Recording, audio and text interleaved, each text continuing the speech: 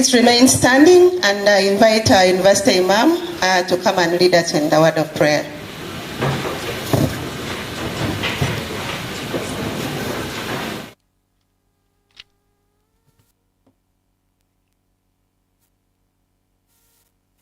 Good morning, everyone.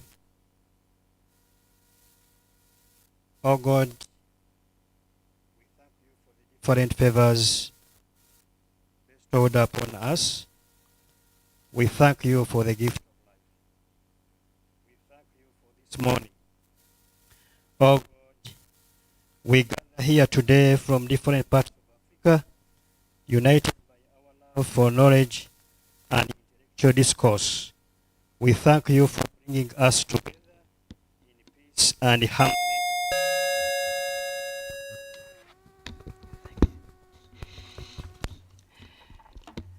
We pray that you bless this Pan-African Universities Debate Championship 2024 with success, productivity, and a spirit of friendly competition.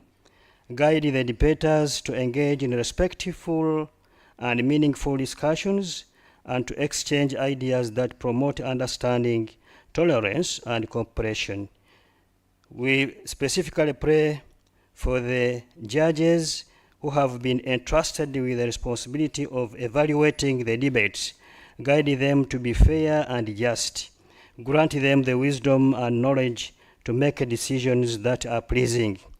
We express our gratitude to the Deputy Vice Chancellor for having officiated this opening ceremony, and oh God, we thank and appreciate members of the organizing committee led by Mr. William Ngabirano for their tireless efforts in planning and coordinating this event. We pray that you bless them with strength, energy, and a sense of fulfillment, and that you reward them for their dedication and hard work. Oh God, we ask that you bless our guests who are present here, grant them a safe and enjoyable stay. We pray that you bless our university, Kyambogo University, the host institution, with the continued growth, development, and success. We also pray for other universities being represented here today. Oh God, accept our prayer. Amen. Thank you very much, the University Imam. Please take your seats. I am requesting the Imam and that group to come and sit on the front chair. And also, please keep coming forward so that we don't have the front seats empty. Thank you very much. Our dear sponsors, please fill the front seats. They are meant for you. Thank you. Our chief guest, who is the Deputy Vice Chancellor, Associate Professor Justus Kwetejeka, representing the Vice Chancellor, Professor Eli Katunguka. You are warmly welcome for this Pan-African Universities Debate Championship, the day we have all been waiting for. Today, we are very happy to have our lead sponsor in the house, Mr. Chris Nkwasibwe. You are most welcome from the NGO Forum. Can we please clap for our sponsors?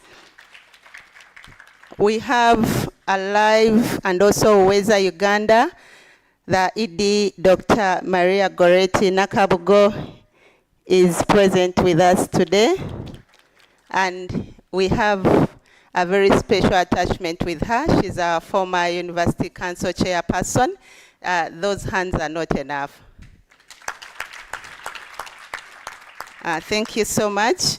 We want to welcome the Deputy Dean of Students, who has been the chairperson organizing committee, Mr. Ngabirano William. You're most welcome. We have our convener who is with us, Mr. Shabil Hambo. The co-convener is outside.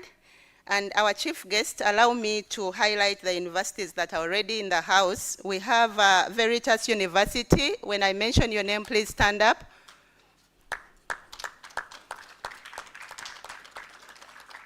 We have Midland State University. Please stand up. We have teams from Wits University. We have the University of Cape Town. We have the University of Nairobi.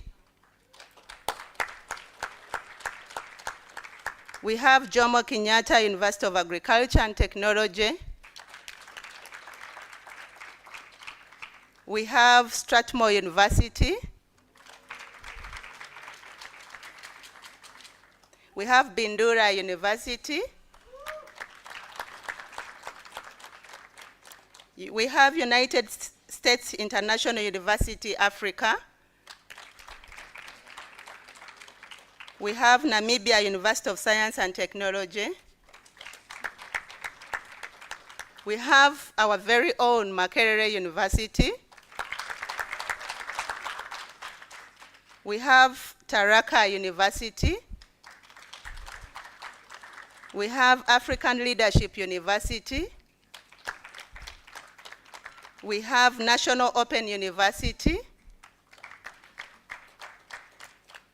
We have Accra Techno University. We have Kenyatta University. We have Nigerian Law School. Central University of Technology. Muni University. University of Limpopo.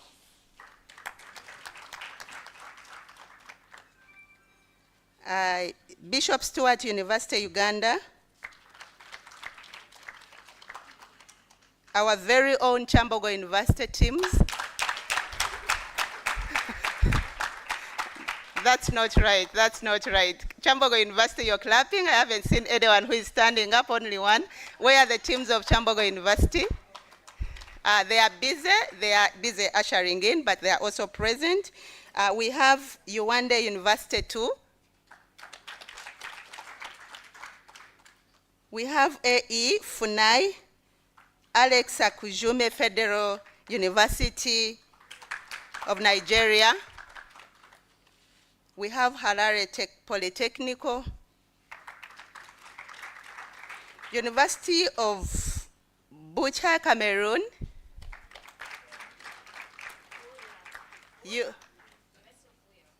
University of Buea. Okay, thank you for that correction.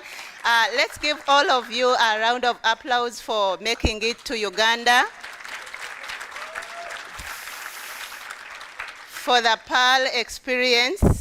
And Uganda is the Pearl of Africa. You are most welcome. We are proud to have you here in Kyambogo University. My name is Jennifer Sibo. I am the Senior Public Relations Officer of Kyambogo University, and I'll be taking you with my colleague Adunga as the MC for today. And at this time, our chief guest, allow me to invite the convener to give his remarks. Shabil.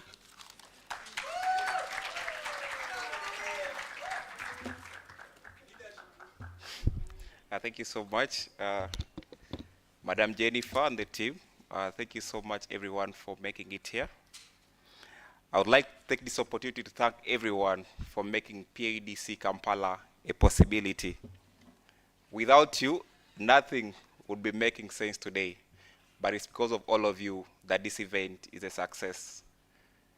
As you can see, PADC is not a one-man's army. We have had a very good team of dedicated volunteers, the local organizing committee, the University Advisory Board, International Advisory Board committee members.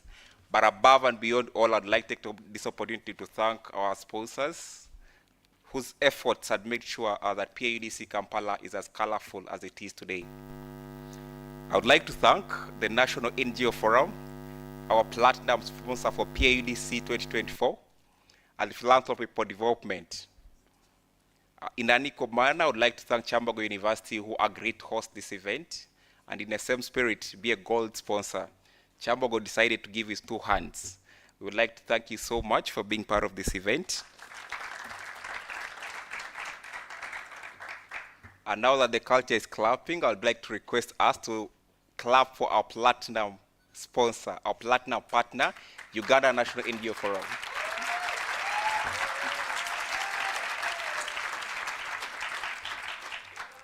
And maybe to give just a brief history of how this partnership started. You know, when we were writing our proposals, we were looking at people who we share visions with. We think at PUDC, Africa should devise means to develop from within. We think as Africans, we need to be serious about ourselves and look for solutions from within Africa. NGO Forum is running a program called Philanthropy for Development. With this, we thought NGO Forum aligns perfectly with an idea of not just giving community, but making sure you empower the community to develop themselves. As we are aware, as we're moving to most of your universities, we're thinking, how can university students contribute to the development of Africa? How can we contribute to the success of Africa with African solutions? In a special way, allow me to recognize and appreciate our silver sponsor, Uwezo. Working with Uwezo, it was a pleasure working with Uwezo. Uwezo believes in life skills. How can life skills change the perspective, especially among teenagers and youth at large? How can we use life skills to change the possibility to change the dreams of young people? We thought that's a theme that aligns perfectly with the dreams of Africans, with the dream of the young people in Africa who believe that together we can change the future of Africa. In a special way, allow me to thank Open Space Center. I don't know whether Wakiba and the team are here. These have been the team is represented here with Konsa and the team. They have been very instrumental. We started with the team 2 years ago in Nairobi to bid for this championship, and we unanimously won that bid to host. This was the first time Uganda is hosting this tournament in 16 years, and the whole of Africa trusted us unanimously to host this event. It doesn't become easy. Also, to appreciate our bronze sponsor, UNICAF. I don't know whether some of you have interacted with UNICAF services, but they include, and most of you will be beneficiaries during this event, various sponsorships in various universities across the world. So when UNICAF is here for their info session, they'll tell you about those opportunities, and we think these are opportunities that you can benefit from, especially those who intend to pursue master's degree. Most important, allow me to recognize and appreciate the Kyambogo University Debate Society, who have been our foot soldiers in this university to make sure that everything runs smoothly.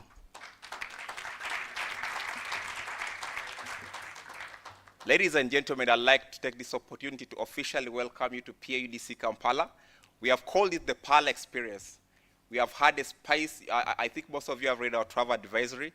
This is beyond debate. When you come to Uganda, we think you should enjoy the city, you should enjoy the culture of Uganda more than the event itself. So we think for us, this is the true Pearl experience where we engage intellectually, but most importantly, connect socially as young people of Africa. I welcome you to enjoy yourselves and above and beyond, make friends, so that together we can build an Africa that works for us all. Thank you.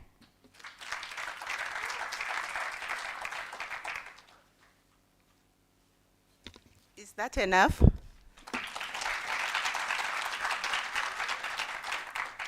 Thank you so much, Shabil. I have known Shabil for the last 4 years, but ever since I came to know him when he was still a student of automotive engineering, he is always up there.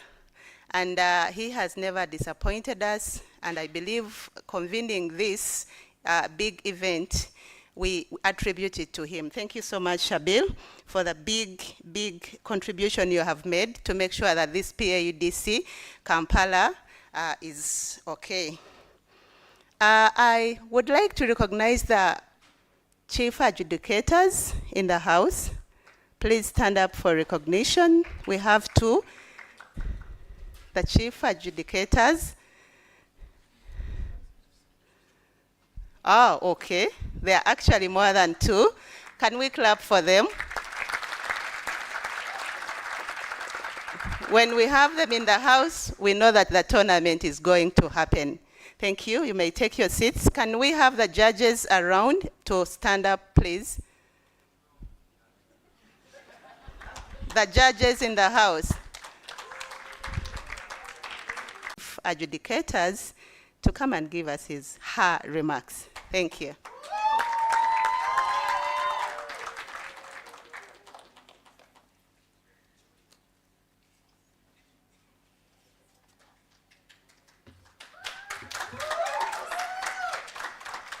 Hello everyone, am I audible? Okay. Thank you so much everyone. I initially thought that I came for a dance carnival, considering how everyone was so excited dancing. I hope you didn't exhaust yourself because you still have motions to debate, so just be aware.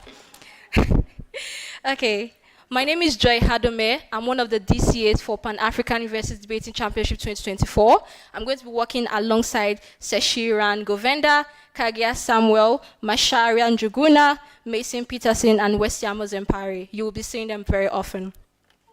It's an amazing opportunity to welcome you to PAUDC Kampala, the Pearl of Africa. Honestly, this is a very exciting moment for me because this is my first time in East Africa and I am so making use of every opportunity I can get. PAUDC is a yearly event that will always be dear to me and every other African debater because of how it brings everyone together from various regions and allows us to connect despite our different backgrounds. So even though you say Ghana jollof is actually better, Nigerian jollof will always be supreme. So, the CAP is excited to see what all debaters have in stock for us. We know that you have been working so hard all year. I have seen a whole lot of you practice, and I'm so proud of how well you have come, and I can't wait to see what you have in stock for us for the CAP. Also, we have fun and challenging motions that would excite you. Some of them might actually trigger you and also push you beyond your capabilities, but don't worry, you'll be fine. You will always survive because that's what debaters do. We have motions that would help you show the knowledge you have amassed so far, and we can't wait to see how well you perform because you can't let your hard work go to waste, obviously. We are happy that a lot of debaters and unions have turned up despite the difficulties you might have had, and we are so happy that you are here. We hope you have a great time in Kampala. So please don't stop networking, don't stop having fun, don't stop dancing whenever you can, and make sure you utilize all opportunities that you actually have here. Good luck and welcome you to PAUDC Kampala. Thank you.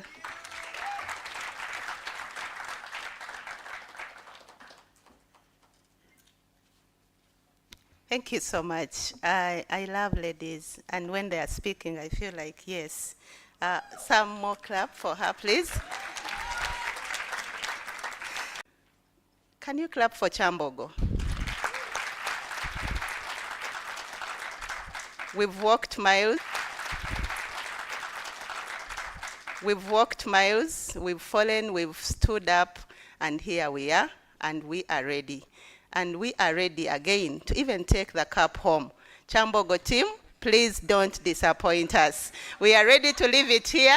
Allow me to welcome Mr. Ngabirano to come and address you. Thank you.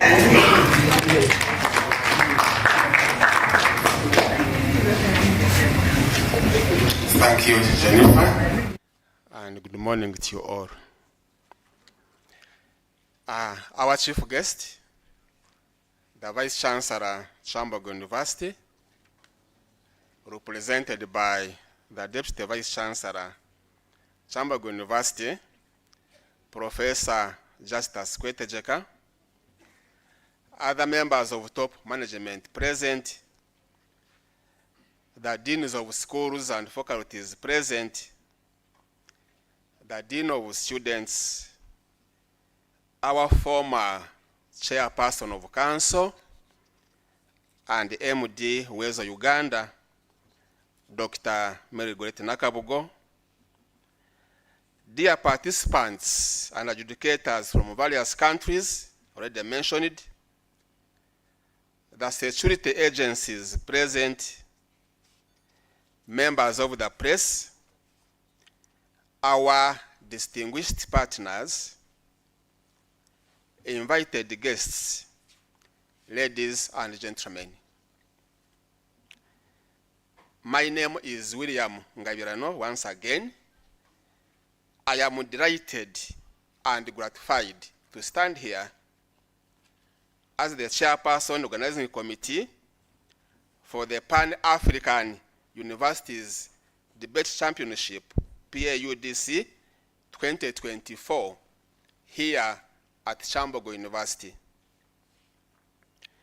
It's my utmost honor and pleasure to welcome you all to Uganda, the Pearl of Africa, to Kampala City, and of course, to Kyambogo University, the Center of Academic and Professional Excellency.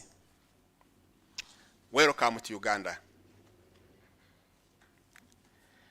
As we gather here today to kickstart this incredible event, we are not just here for a tournament, but we are here to create lasting connections, exchange ideas, and explore the powerful potential of dialogue in driving change across Africa. We therefore need to continue promoting these such debates, particularly among the youth, like you people. This will create a culture of tolerance, mutual agreements, cooperation, and resolving issues together for a peaceful coexistence and sustainable development. Our chief guest, ladies and gentlemen, permit me to thank the Vice Chancellor of Kyambogo University, Professor Eric Katunguka-Rwatshaya, for not only accepting to host this big tournament, but also for the huge contribution he has rendered to us financially, materially, morally, plus the technical advice that has enabled us to successfully organize such a prestigious tournament of this magnitude, the first of its kind in Uganda. Thank you, Professor, and indeed you are the catalyst for the systematic transformation that Kyambogo University desperately requires. May God richly bless you. The theme of this year's PAUDC debate is science, technology, and innovation as tools for peace building in African countries. This couldn't be more timely. Members, colleagues, we are all aware of the unique challenges our continent faces, such as civil wars, conflicts, military coups, refugees, hunger, disease, illiteracy, climate change, name it. However, it is through collaboration, innovation, and sharing of knowledge and ideas that we can build lasting solutions. So this championship is about more than winning. It's about engaging deeply with these topics and making sure that every conversation here helps change and shape a better future for all of us. So dear participants, let it not be a do or die, but rather a learning experience. I would like to thank my awesome organizing committee team that has put together this tournament.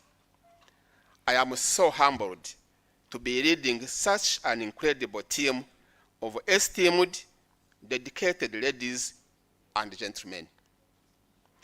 A huge thank you, colleagues, for working tirelessly, having sleepless nights to enable this incredible event come to life. I'm proud of you, and for that, I will be forever grateful. Thank you.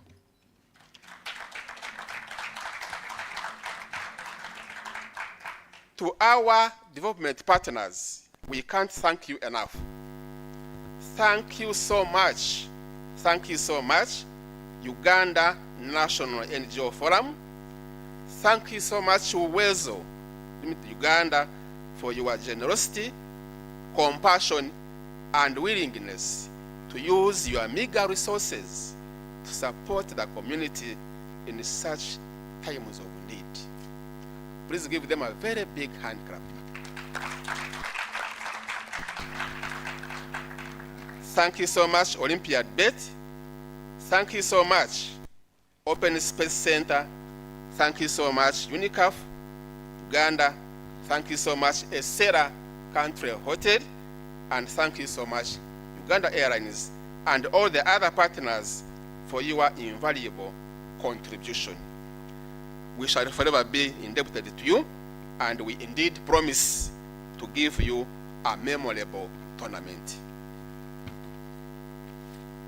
To our debaters, this is your chance to showcase not only your skills, but your passion for the issues that matter most.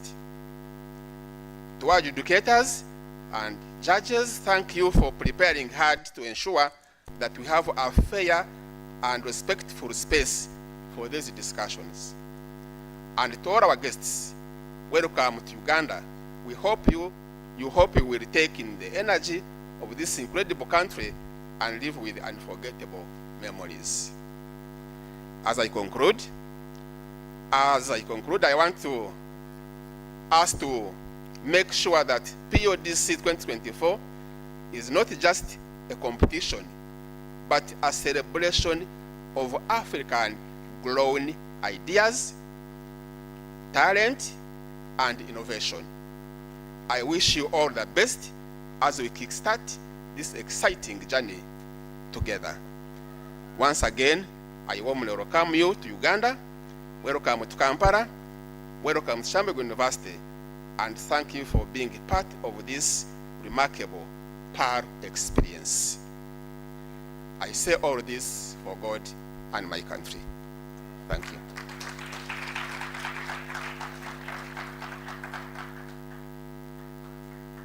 A bigger round of applause. A bigger one. You made a very interesting comment that it is not a do or die. But I know I'm looking at some debaters who are, you are considering this a battle. Matthew Ashaba, I see you. At this particular point, we are going to go in for some entertainment. And I know Ted is very, very happy at this particular point. Give it up for Nyonyi Cultural Troupe, and they are located in Makerere Chikoni, and you can get them on Facebook. That is Nyonyi Cultural Troupe. Whenever you're ready, please come and blow us away. Give us that PAL experience that Shabil Hambo was talking about.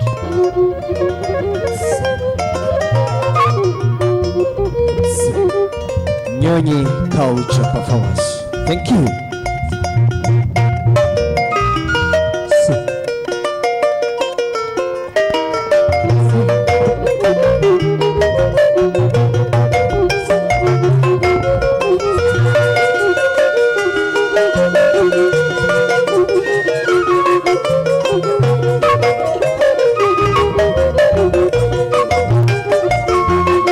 Hey,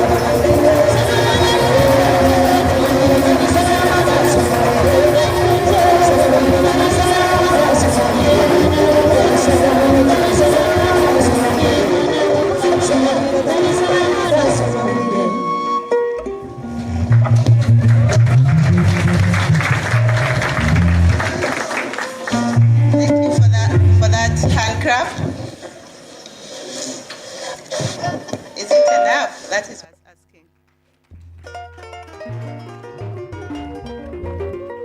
Thank you. We have been joined by some people, chief guests, that I would like to recognize. We have our Dean, Faculty of Science, Professor Mogampoza Edilisa. Please welcome him. Next to him, there is our University Counselor, Ms. Chosaba Winfred. Next to her, we have our Deputy Dean of Students, who is soon becoming a Dr. Mugalu. Our university imam, I had already announced him. To our extreme left, we have our Chief Security Officer, Senior Superintendent of Police, Mission Samuel. So when you're here in Uganda at Kyambogo University, know that your security is guaranteed and nothing will happen to you. Just keep safe. To highlight on the program that we are about to officially open our event, we are already at the entertainment we've had from the cultural group. Then we are going to hear from Alive, communication from Alive, then communication from NGO Forum, and then we shall have another entertainment from Uganda Prisons Band, a short moment. Then we shall have communication from the Vice Chancellor, who will officially open this tournament. And he will speak, then sit, and we shall have a sample debate just for 5 minutes. They are getting ready, and that is what is going to open after that. So please be ready. At this time, allow me to invite Dr. Mary Goretti Nakabugo. As she comes, please give her a hand clap. She's very special to us. We love her so much.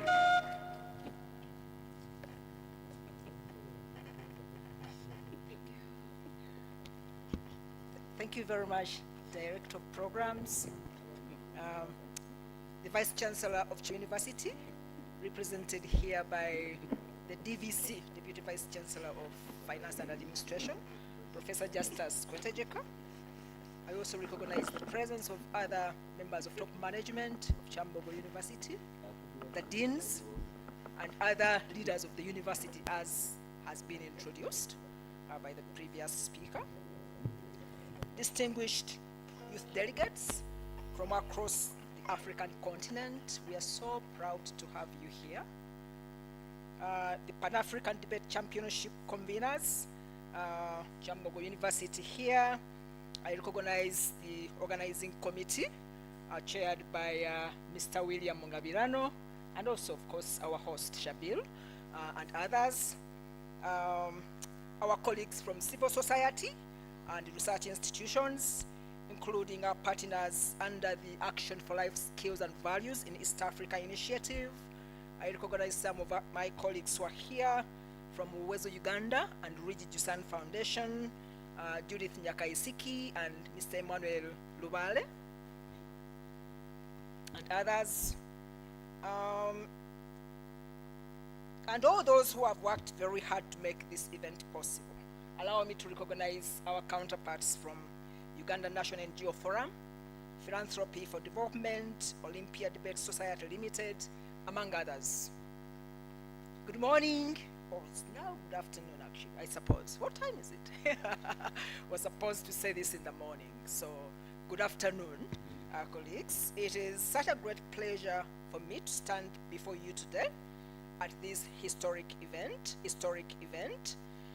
Pan-African University Debating Championship, PAUDC, which is Africa's largest continental debating showpiece, under the theme Science, Technology, and Innovation as Tools for Peace Building in African Countries. Allow me to just underline that word, peace building. Sometimes we have themes and they're just there. But I'm so glad that as an African continent, we also highlight that issue of course, technology, but most of all peace building. Because there's so many things that cannot happen without peace. It reminds me, for example, as part of the work that I do, about 3 or 4 years ago, with our global counterparts, we were going to host, actually convene a conference focused on foundational learning in Pakistan. And a week to the event, the situation in Pakistan couldn't allow us. So we had to change venue to Nepal because of insecurity.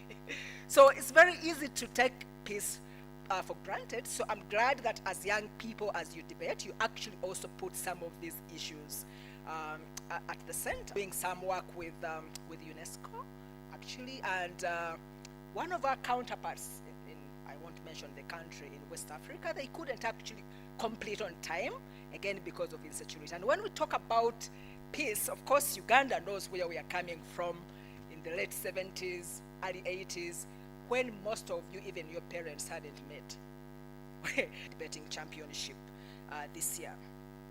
I wish to congratulate Kyambogo University upon winning the bid to host this prestigious continental tournament, and for inviting us to be part of this event.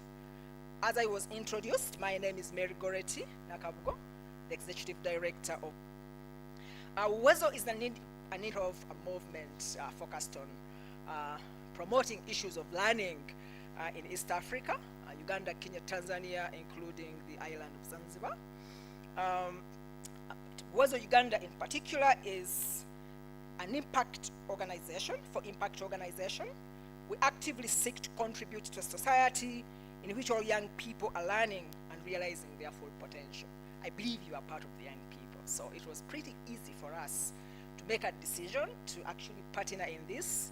No problem at all, because you are at the center of what we are trying to promote in this region. We have a number of programs and initiatives, including those fostering acquisition of foundational skills of literacy and numeracy, and those fostering the assessment and nurturing of life skills and values in partnership with other counterparts, as I mentioned, the countries, over 70 civil society organizations and research organizations, and particularly the one that focuses on nurturing life skills and values. That is where it was possible to draw resources really to be part of this event. It is called Action for Life Skills and Values in East Africa. Through or alive, you are all alive, so you can be part of the movement of promoting life skills and values in East Africa. Through the Alive initiative, we envision a continent, the African continent, where young people are equipped with life skills and values to support learning, working, and living in the 21st century.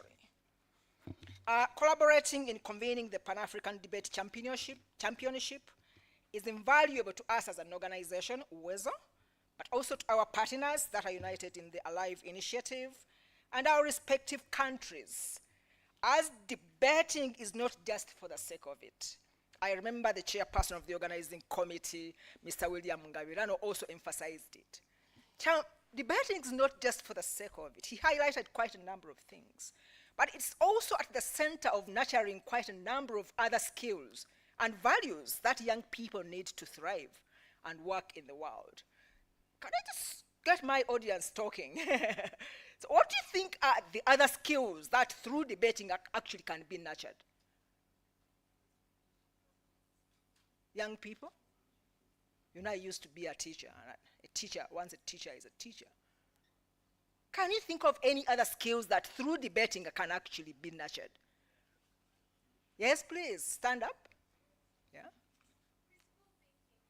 Critical thinking. You have to think. Thank you. Thank you very much. Any other skill that is closely related with debating? Come on, young people. Any other skill? Yes, please.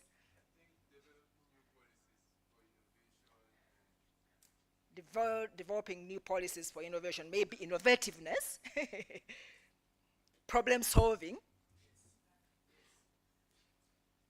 I believe there's a bit of teamwork, and when it comes to respect, there's also a bit of respect. You can't debate by destroying others, right? You need to, you need to respect the space, right? You need to focus on the issues, not the people. What about emotional intelligence? Managing emotions. Because at the end of Friday, it's ending Friday, at the end of Friday there's going to be a winner, right? How many? A winner, second and third, right? So they are going to be those winners, and others are not going to maybe win, but they have participated. How do you manage those emotions of being a winner? Eh? Do you undermine others? And the one who has lost, do you actually just lock yourself inside the room, weeping and mourning? So there are so many skills that are actually developed by debating that it is not just debating for the sake of it. So it was very, very easy for us to partner in this one. Currently, Africa has the youngest population in the world, with sub-Saharan Africa having 70% of its population aged under 30. Uganda, who is your host, is home to the second biggest youth population in the world. Such a high population, such a high number of young people presents a big opportunity for the continent's growth, but only if these new generations are fully empowered to realize their best potential. And through the skills that are nurtured through debating, we hope that actually we are contributing to developing a young generation that has potential to live and contribute productively and thrive in this world. Unfortunately, actually, studies reveal a slow acquisition of some skills that we are talking about.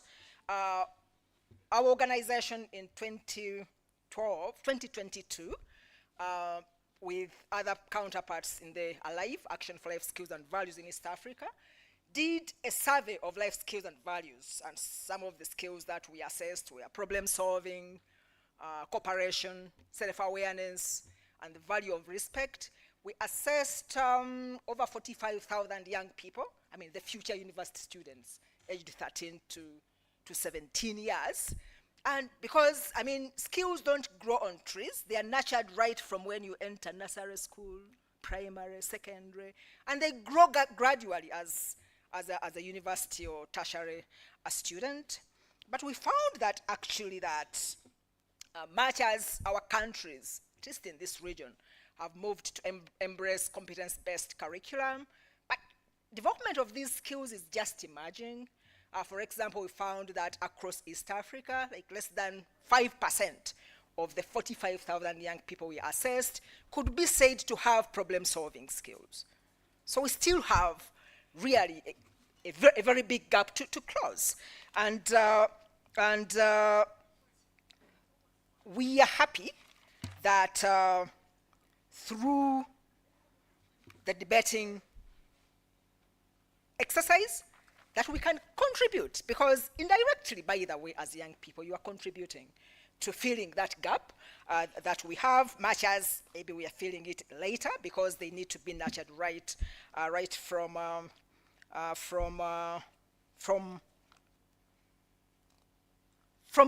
very foundation age, even at age 3 or 4. So with its diverse nature, a true reflection of what Africa as a continent and indeed what our nation states are, the PAUDC, this championship that we are hosting here today, becomes a critical platform fostering cohesion and unity through intercultural dialogue to build sustainable and lasting cohesion and peaceful communities. And of course, nurturing the life skills that we are talking about. By equipping young leaders with values and skills to face and find solutions to society challenges through collaboration, learning and sharing, we will not only foster their personal and professional growth, but also build a generation of leaders that will build peaceful and inclusive societies. This partnership highlights our Uwezo Uganda, and indeed our partners are united under the ALIVE initiative, unwavering commitment toward fostering essential skills across the continent and contributing to a legacy that shapes Africa's youth into agents of change. As I conclude, ladies and gentlemen, I wish to express my gratitude and the gratitude of our colleagues for your commitment and belief in providing meaningful platforms to nurture the values and life skills of African youth as leaders in building a peaceful and prosperous continent. I'm leaving you with just one ask or request, that as you continue with your debating, I know there are quite a number of debating societies of universities represented here, that let's continue in this exercise, but not for the sake of it, knowing that as actually we continue, we are also contributing to nurturing the skills and competences and values that this world actually needs. As Uwezo Uganda, I've talked about what we do and our live counterparts. Please visit our website. I think there are posters here. Uwezo Uganda is there, but also have a poster here with other partners that we work with under the Action for Life Skills and Values. Visit our websites so that you access some of our open source materials that we have on issues of life skills and values. And also you can access some of our publications. At the beginning of this year, we published a book on life skills and values in the 21st century in this region, East Africa. So please feel free to visit them, but also see how you can maybe become part of the movement, part of the work that you do, and just give us a call, send us an email or WhatsApp, and so on. So I wish you a very good stay here as you debate, and may the best team win.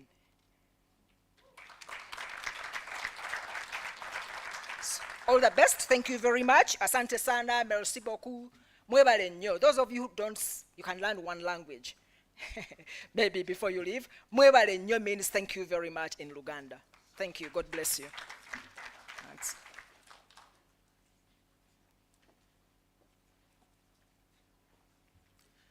A bigger round of applause.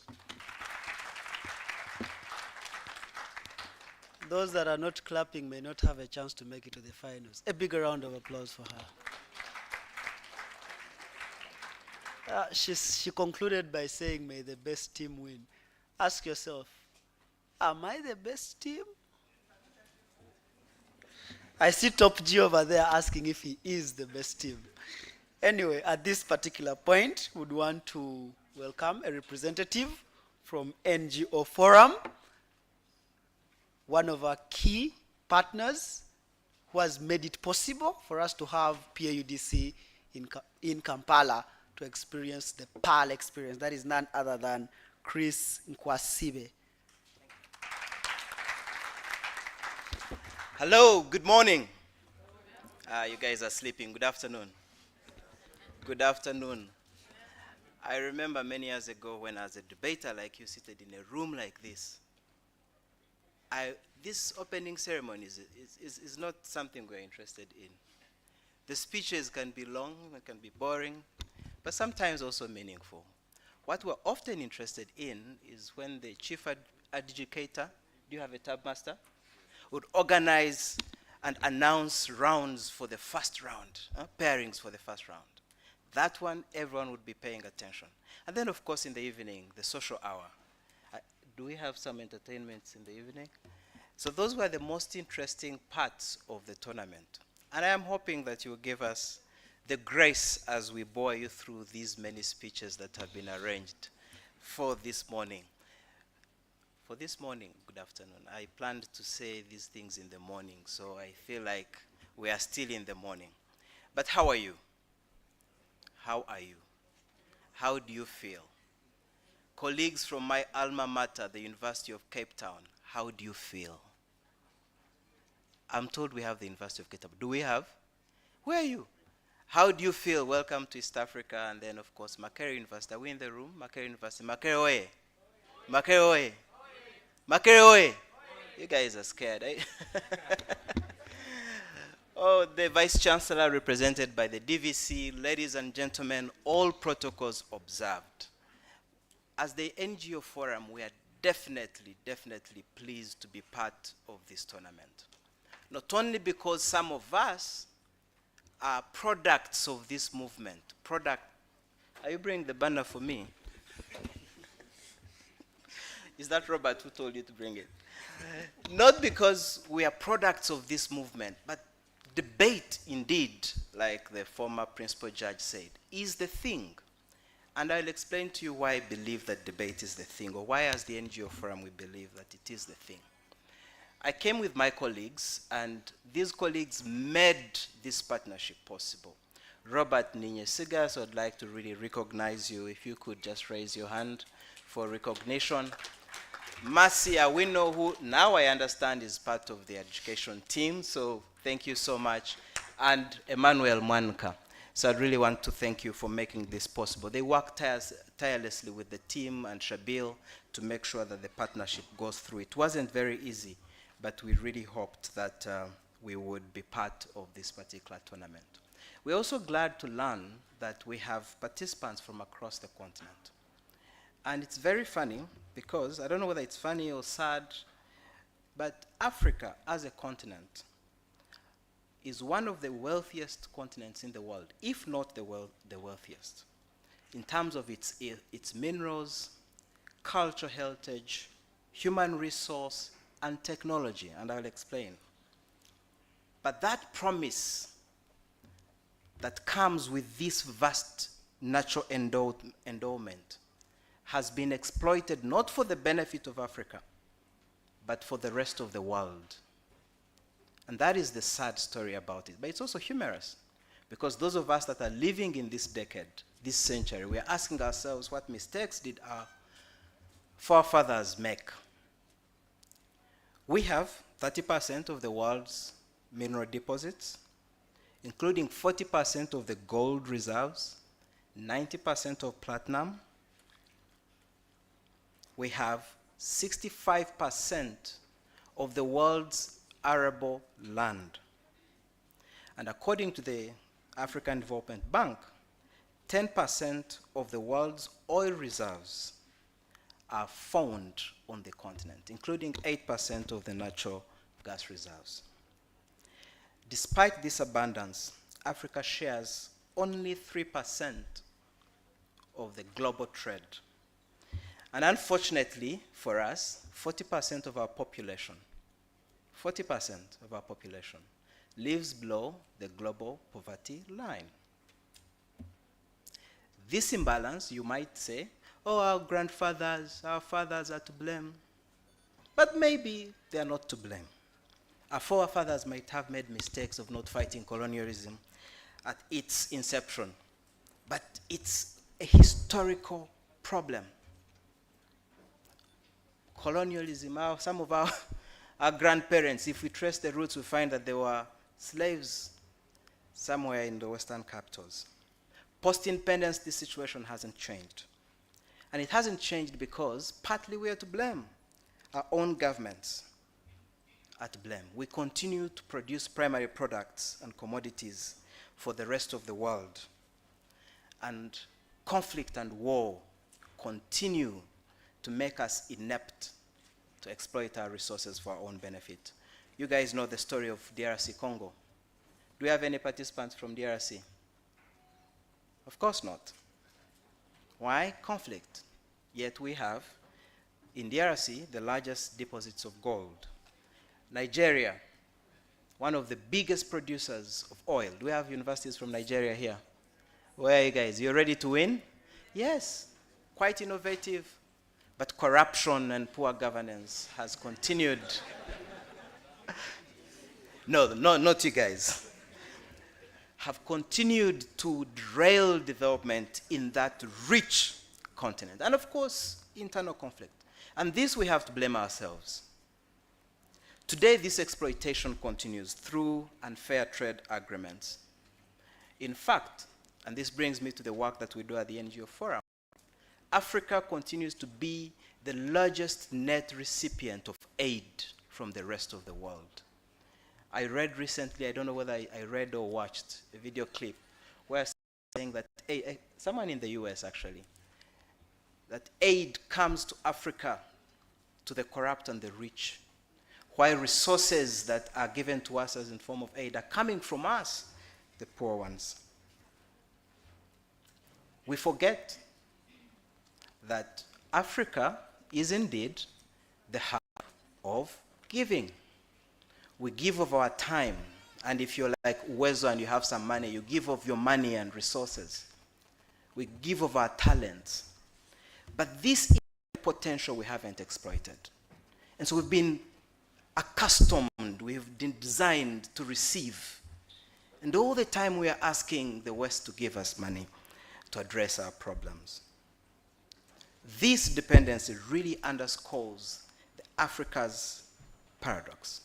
How can a country so rich be reduced to the most poor country and the country that begs? Universities like this one have been the center of excellence in terms of innovation. But where does funding come from? We look to the West to fund some of these programs. And then our own inherent technologies. I said I would tell a story. My grandfather told me, because my grandfather died without a phone, never holding a phone, because he believed fundamentally that the communication technology was created on the African continent. Said when someone died on the village, you'd hear the sound of a trumpet, and people would know to gather at a particular time in a particular place. And if a child was born, you'd hear a different sound of a trumpet. And then we were told that these technologies are cake, and they came and brought telecommunications masks. Are they masks? Masts. And therefore, I exploited our coltan from DRC Congo to go and produce phones. And here we are receiving technology from the West. But we have to change this narrative. We have to do something about it. If our grandfathers and fathers did not do anything about it, we have to do something about it as the young people of this continent. In fact, you should be proud to be part of the largest youth population in the world. For some of the countries in Europe, right now, the older generation is much bigger than the younger generation. And so the future is in our hands. And that's why we do what we do at the NGO Forum. Robert insisted I have to talk about what we do at the NGO Forum. And so, part of the work that we do is to harness this potential. Get young people, not just young people, the citizens to understand the potential that we have as a country, as a continent, and harness this potential to transform into policy alternatives that are meaningful. Our work on philanthropy for development focuses on ensuring that we're changing narratives about giving. How many of us give money in church? Church? Oh yes, including the DVC. And guess what? Who becomes rich? Your dear pastor. How many of us give money for weddings? Weddings. Your friend is wedding, and those of you who are young, you should be making friends now. Yes, South Africans, you don't understand this very well. Let me tell you. Especially if you're from Cape Town, you don't know this. Cape Town is predominantly, white. But let me tell you, on the continent, most parts of the continent, if you're Nigerian, you know this, right? These are big, big celebrations. And people contribute money to make these celebrations happen. Some weddings cost up to $100,000. And this money comes from us. The question we are asking at the NGO Forum is that how do we harness this potential, inherent potential of giving? And how do we create a policy framework in our law books that facilitates that? I'll give you an example. In the US, if you give your $1, you'll get a tax rebate. And you make noise about it. We are feeding poor children in Africa, as you can see from the pictures. But for us, we give $100 to church every month in form of tithe. We don't get tax rebates. If there was a policy framework that facilitates that process, if you donate $100 to the PAUDC, it would be recognized and you would get a tax rebate. I am absolutely sure that most of us would have done that. But we do not have that. Number 3, shape narratives and change narratives. I started with that sad story of our immense potential, and there are quite a number of Africans that are working on this. how do we counter the negative narratives on the continent? How do we tell our people that we are not indeed the inferior race? And we're doing work around that. We also engage governments, and that's why I joked about Nigeria and the corruption. But you know, I could have just said the same of Uganda. The DVC might not necessarily like me saying this on his platform, but here's the thing. We are too rich, but too poor. Because our money, the money we contribute in form of taxes, is stolen by those that are in power. And as a young people, we must change that. We must rise to the occasion. And so we engage government on a regular basis to make sure that the processes of electing our leaders are meaningful. And so we do this work through policy advocacy processes, from organizing citizens to policy advocacy processes. And why is debate important? And this is the last intervention I will make. Now, many, many years ago, we were here at Kyambogo University when we started the first, what was that tournament? No. The first debate tournament for universities. First inter-universities debate tournament, I think, for universities. It happened here at Kyambogo University. So Kyambogo has actually been a historical support of the debate movement in Uganda. And in fact, yes, let's do appreciate. In fact, the Kyambogo Debate Union has been the leader. And I have to say this very slightly on a low tone because I'm from Makerere. I mean, you have been the leader in this movement. And I remember that tournament, this hall hadn't been built. The amount of investment that Kyambogo University made, and I think it was organized together with Open Space. And now Uwezo has also been a supporter. So that shows you that these institutions are indeed a part of this movement, but they recognize something inherent about debate. And I'll explain. When I first debated from high school, we were a team of 3 people. It was a different debate format. I don't know what to use here. We're using Karl Popper, I think. That's how old I am. And one of us, of course, I was the leader of the team, so one of us, finished university, went to UCT, yes, and then came back to the NGO forum and is doing what I'm doing. And that's me.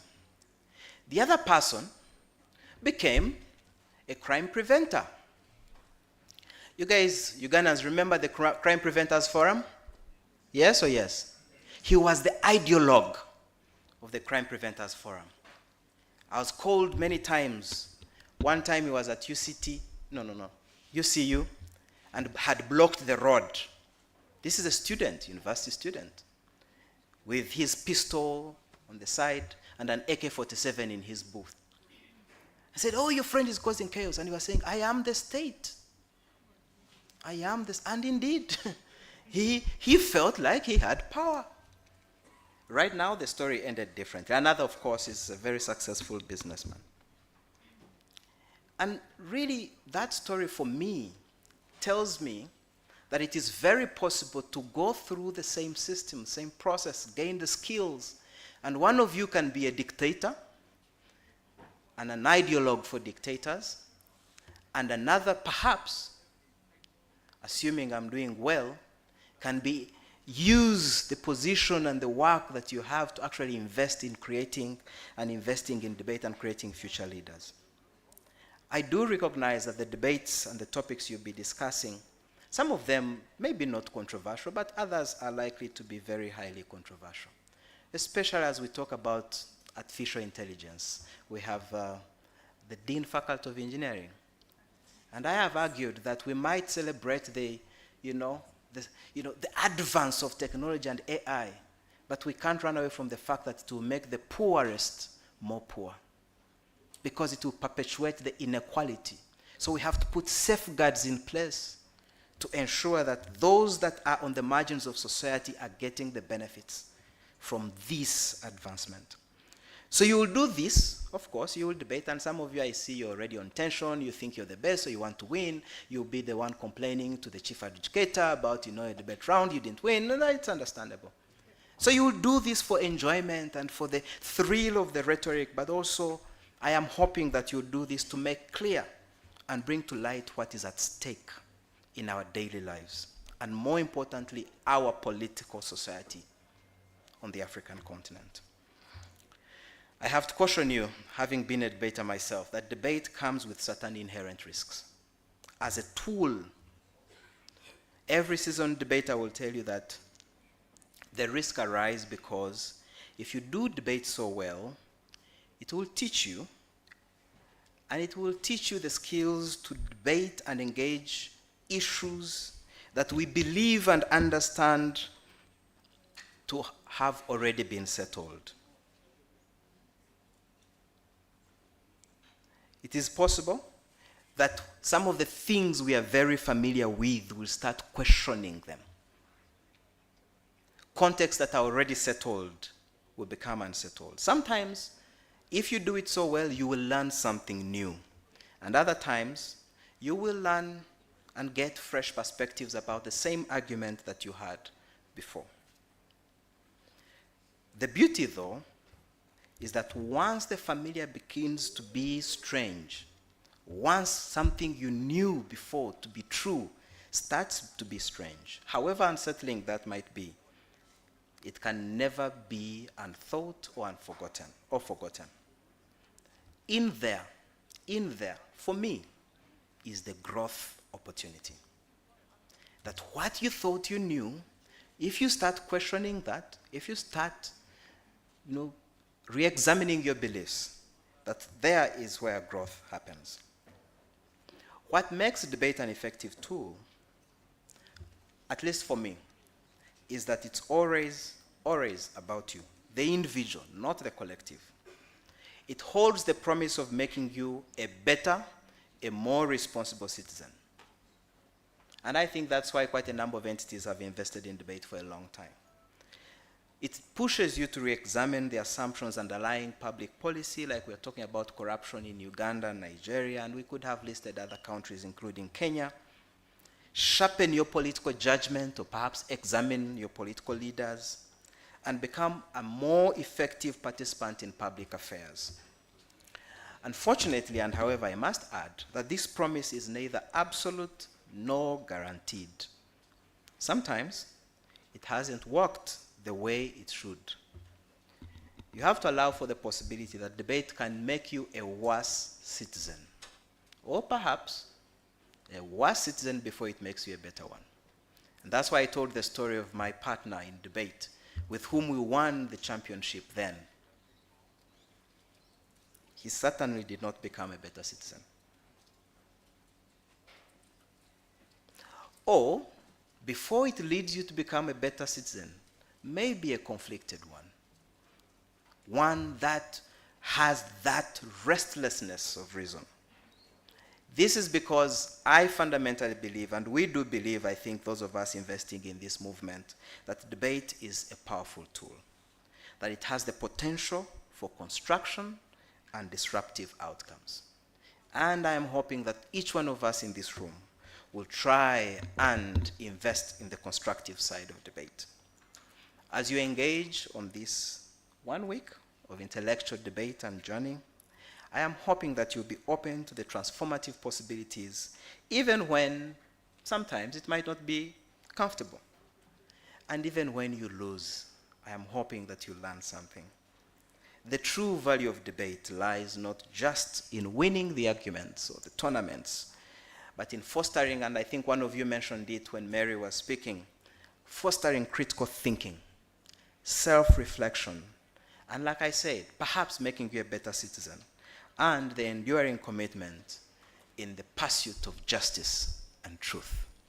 I wish you the very best. We are very proud to partner with the conveners of this tournament, and looking forward to an exciting 5 days. Thank you.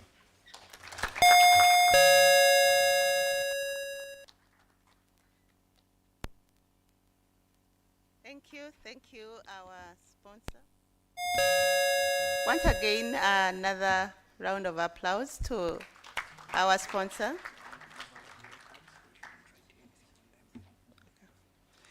Okay. We are about to let you be. And by letting you be, I mean we are about to officially open. So the Vice Chancellor is about to open. Don't give up. Lunch is getting ready. So we want it to be very, very ready. So we are about to let you be. So allow me to tell you that we are going to have a short break by the Uganda Prisons Band. Please enjoy the voices and the tunes. And after that, I will kindly request the Dean of Students to invite the Vice Chancellor to give his remarks, but also officially open this tournament. After the Vice Chancellor has officially opened, we are going to have a sample debate so that the guests who are present today are going to know what is going to transpire here in Kyambogo for the next 7 days. And we are going to say, this house believes that I know why Shabil is laughing, because he can't believe that I can announce a motion, but I'm announcing that this house believes that university debating has done more harm than good. So we shall have the team to come in to sample after the Vice Chancellor has opened. Uganda Prisons Band, entertainment, and then the Dean of Students will come in to officially welcome the Vice Chancellor.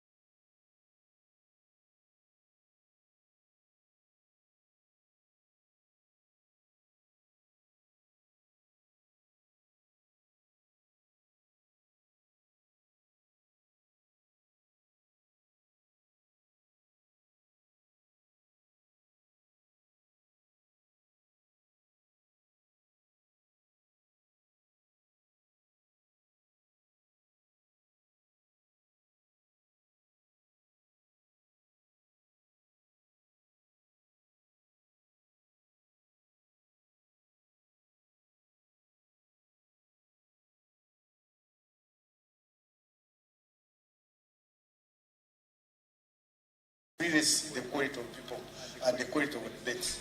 So, as much as I'm not a debater, I support the debate. The theme science and technology and innovation as a tool for peace building in African countries is not only timely but deeply relevant to the challenges and opportunities of our continent face. Here I was really looking at the science and technology, whereas those from NGO world we look at peace building. Me, I'm looking at the science, technology, and innovation, and it makes you really think around and see how will this science and technology, which is sometimes destructive and which can be both good and bad, be part of the peace building. I'm really waiting to hear how the debaters package it. In a rapidly changing world, it is through dialogue, critical thinking, and innovation that we as a continent will find sustainable solutions to our most pressing issues. As young people, this continent is in your hands. As they say, the future is in your hands. It is your hands that will get homegrown solutions to this continent. Otherwise, if we don't, then the future will be in the wrong hands. You have to make the change that you deserve. Because around this continent, we can't be proud of having the largest young population. We should be proud of the largest young population that will give us solutions, which some of us, for us we are going, you can see, I'm no longer in your age bracket. So the future is indeed in your hands. As the host and the god pattern of this championship, Kyambogo University is immensely proud to provide the space for this intellectual exchange. I must acknowledge the tremendous work of the organizing committee, the chief adjudication panel, and all those who have worked tirelessly to make this event a reality. Allow me to take this moment to thank our credible partners without whom this championship would not have been possible. The NGO Forum, our platinum partner, your commitment at fostering a culture of philanthropy has made this event truly special. Your belief in the power of giving back to communities and supporting youth-led initiatives aligns perfectly with the vision of this championship. And to Wezo, our silver partner, I extend our heartfelt gratitude to your unwavering support. Your dedication to promoting life skills among young people resonates deeply with the vision of this championship. By equipping the youth with the essential skills for personal and professional growth, you have empowered countless individuals to realize their potential and contribute meaningfully to their communities. Wezo, I'm told, has been around since 2010, and it is in the only East African countries. Wow. So, for you who come from East Africa, you can Google and see what they do. Yeah, because we cannot thank you more, and we cannot take you for granted. There are many NGOs that we approached, but we really want to thank you for coming in support this championship. A heartfelt thank you to the Olympia Debate Society, our main convening partner, and the Open Space Center our convening partner, for your passion and dedication in organizing this championship. UNICAF Uganda, our support partner, your contributions have enriched this tournament's activities, and we deeply appreciate your commitment at advancing higher education in Africa. I also recognize those who provided accommodation. I may not mention all of them, but I imagine those who stayed at the Sera, you had a comfortable time. And also we want to thank Uganda Airlines for allowing participants from across the continent to travel here safely.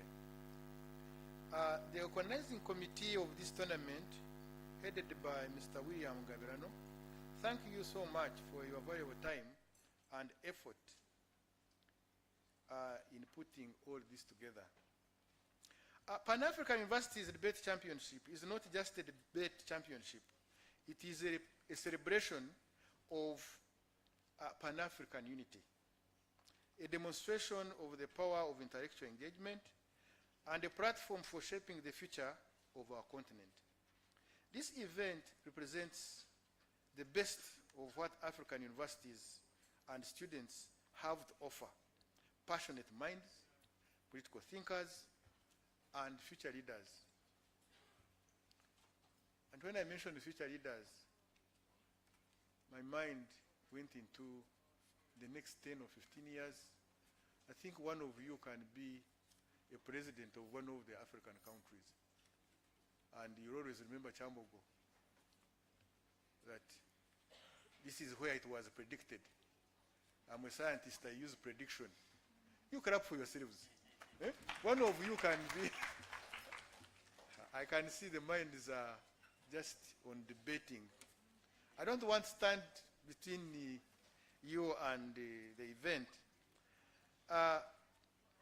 Over the next several days, as you engage in debate, forge new friendships and explore Kampala. Kampala is very safe. I urge you to embrace the spirit of this championship fully. Debate is not just about winning. You are all winners here. The fact that you traveled here, you are all winners. It's about learning, understanding different perspectives, and growing as individuals and as a team. As I conclude, I wish to thank every individual, partner, organizations that have made this debate championship possible.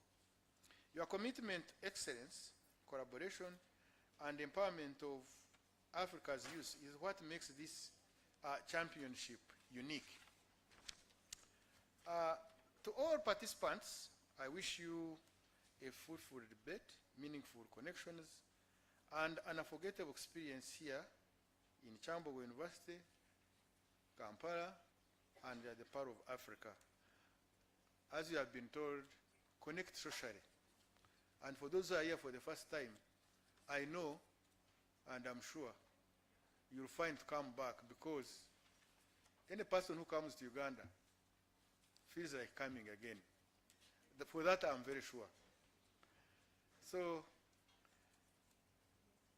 it is now my privilege and honor to declare the Pan-African Universities Debate Championship 2024 officially open. Thank you for listening to me.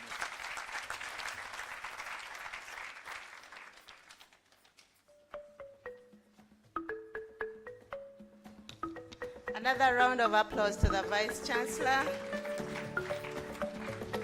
Thank you so much, Professor Kwete Jeka. Thank you for those kind words and welcoming words. We are very sure that we are welcomed officially.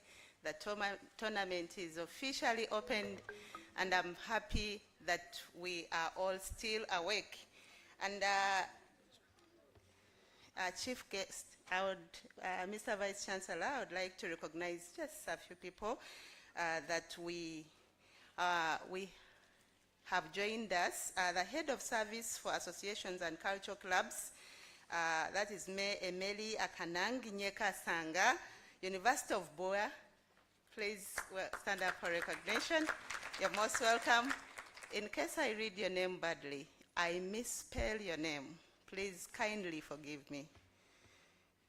We have Michelle from Germany. Then we have Ayafa Tonye, PAUDC Council Chairperson, Nigeria. We have Dr. Martin Amoma, Accra Technical University Dean of Students. All the way from Ghana, you are most welcome, Dean of Students. And we have Paul Kitui, University of Nairobi Chairperson, Debate Association. Then we have Karen Monyayo, Head of Students Organization Section, University of Nairobi. You are most welcome once again, and it is at this time that I would like to call Adungo. Is your team ready? The panel of adjudicators who are going to sample the debate to kindly step forward.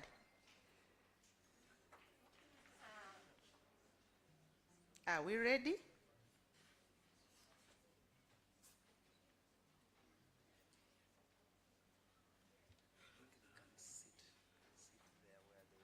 Can't they stand? It's a short time. Adungo was asking me, can't we do it just when we are standing for a short time? Because we have just fixed it in. Is it okay we stand for a very short time and then we do the debate? Is it fine? All the four, you stand, the two there, the two here, and we do the debate. We apologize for the inconvenience. That's not the order of debate. Shabil is looking at me badly, eyeing me with a bad eye, because we didn't put for you chairs, but we apologize. So kindly step forward.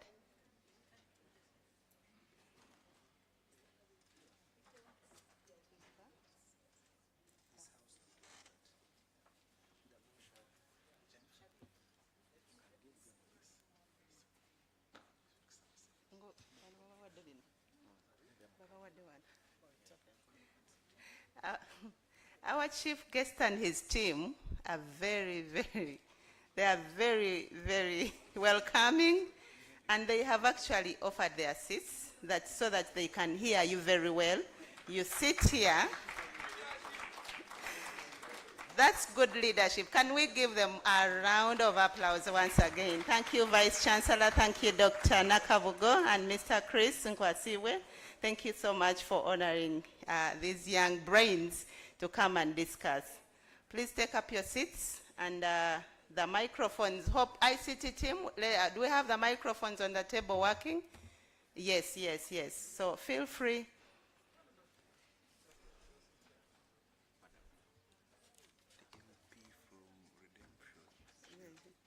Yes. So what is his name? She.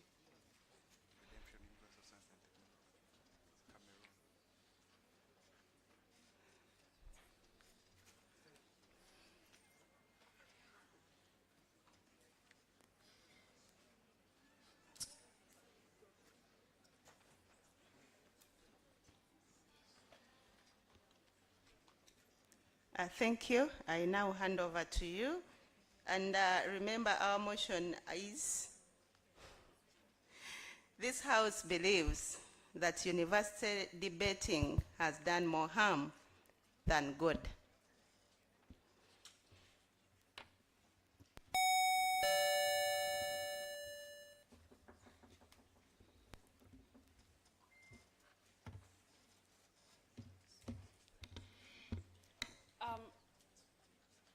Who's keeping time? Who's timing?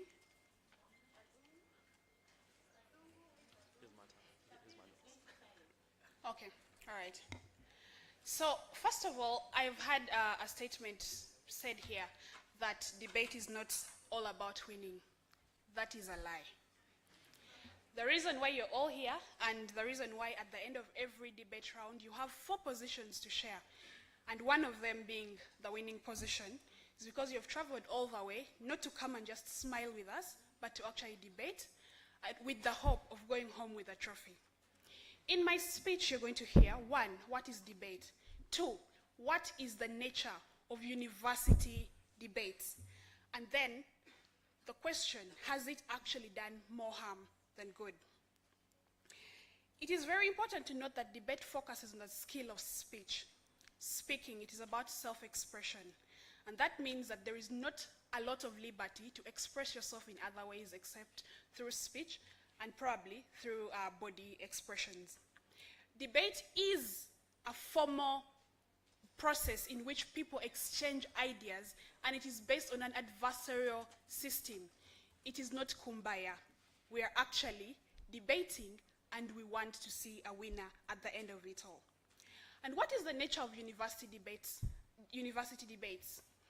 These are very structured formats of debate. We have the British parliamentary, we have round robins, we have KAMPALA, we have the Oxford Union debates. We have so many types of debates with the common denominator that they're all very structured and they all adhere to a given set of rules. Failure to adhere with those rules will mean that you are automatically actually disqualified. Your adjudicators, you will keep hearing them ask you if you have executed your team burdens. That is a rule in debate. What does that mean? It means that you must debate within the given parameters, within the given structure of the debate. If you do not debate within that restricted parameter, then you will not win at all. These university debates are also in tournaments, and that means that sometimes there will be home tournaments and some of the way you have football, away games and home games, right? That means that there is a number of resources that is actually invested for you to debate. You must research, you must have access to all the sources of information, you must actually have financial muscle to travel all the way from Ghana to come here. What does that mean? It means that those who cannot afford, just like my team was not able to travel to PIUDC in South Africa in 2017, that means you cannot actually debate. That is the nature of universities' debates. So, has it done good? Yes, it has done some good, and that is what the government is going to speak. However, Shabil, they said 5 minutes, right? Yeah, okay.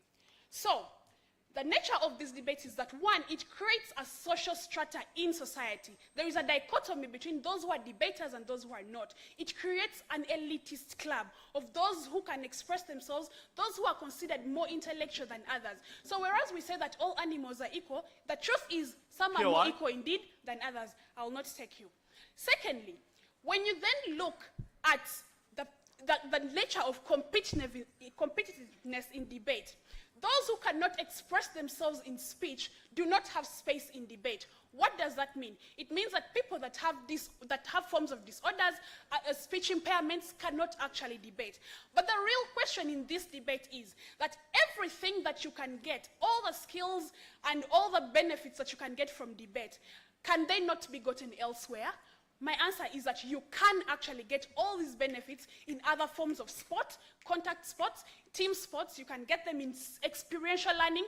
You can get these in moots. You can get these in simulated exercises in schools. And so there is nothing unique that debate actually brings to the scene. It just increases something into a pool that is already existing. Yes, I'll take you. So you mentioned moot and other forms of debate, but that's part of university debating.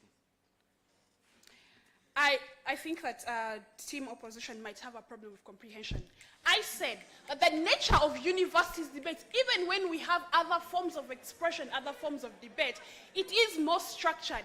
And now, which brings us to what, and I just said, everything that you get in these structured debates, you can still get in other forms of expression. We have community barazas. In Uganda, we have things we call barazas and forums, where you sit and discuss. That is not how university debating is. They are more formal, they are very structured, and if you do not adhere to those rules, you will not have any place in debate. At the end of this tournament, you will prove me right. Thank you.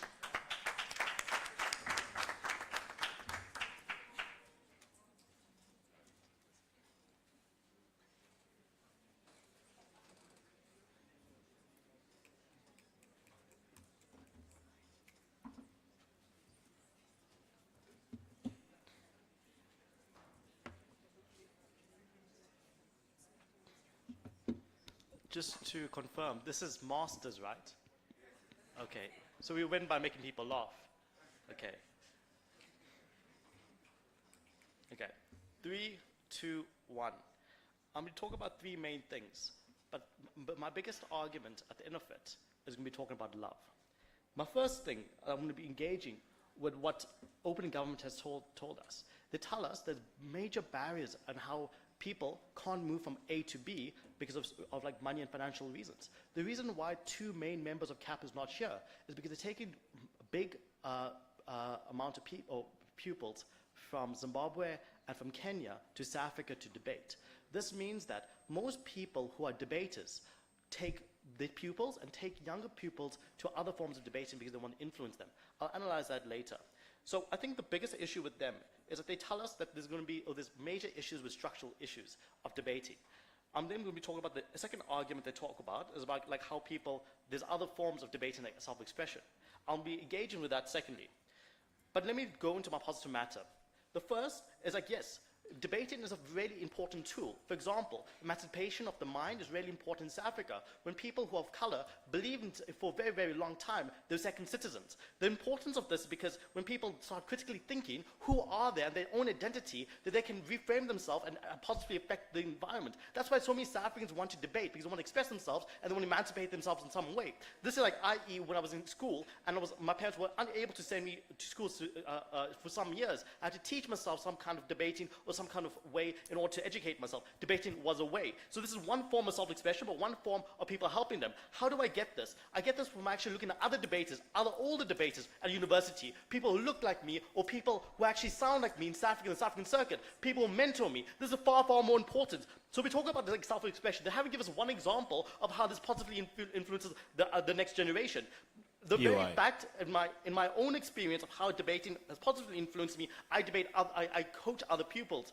So this means that I have been a South African debate coach. I am the current Kenyan debate national coach. I do coach in the UK at the moment. So there's far more opportunities. Every country that I've been to was because of debating, and it's paid for through debating. Why was this so? Most cases, most unions care about the debate union. And if they don't, the people within the unions and university care about it to such an extent they're willing to fundraise.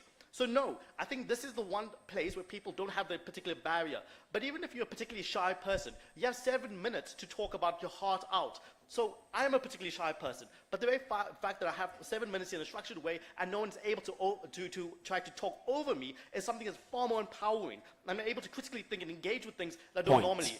But I think that on that, when they talk about like the Oxford Union and debates about that, the very fact that I've been able to debate in Oxford Union, represent my own institution in Africa and go to certain places, I'm able to therefore engage in a very positive way when other people after me say, wow, he can do it, therefore other people can do it. So I think the whole idea here is a positive impression on the next generation. Yes? Sesh, relax. The only way you can be emancipated is when you come to terms with your reality. It has nothing to do with your thinking capacity. Engage. Okay. You know, black consciousness was about the idea of looking at self, being able to express yourself. When you are born in a structural place where they tell you that the only people that can get education and people who can critically think are people of this particular color or these type of people. Black consciousness was about people all over being able to think for themselves and being to uplift themselves. I'm unsure what your claim is. So now I'm going to tell you my main argument about love. I think all the cool things I just said is irrelevant. Earlier this year, I took a bus drive from from South Africa to Botswana. On that journey, I found love. Why is it particularly important? It's because in this journey of debating, even if you lose, you're able to find love in your people and your peers, but you're also able to find some kind of love and yaka night. So we believe that this is actually mutually important. So we tell you that even if you lose, you aren't going to be feeling very bad because it's still yaka at the end of the day. We tell you that the very fact that the journey of you meeting people and friends, the very fact that people remember me from 2 years ago means I feel a sense of community. We tell you it's not necessarily about winning the debate. It's about the journey of which your emancipation of yourself, the community that you belong in, but the love that you actually get along the way. So what does proposition need to tell us? They need to tell us why my love doesn't matter. They need to tell me why my trip in 12 hours of the trip doesn't matter. They need to tell us that all of these things are really, really bad and I don't deserve love. Thank you.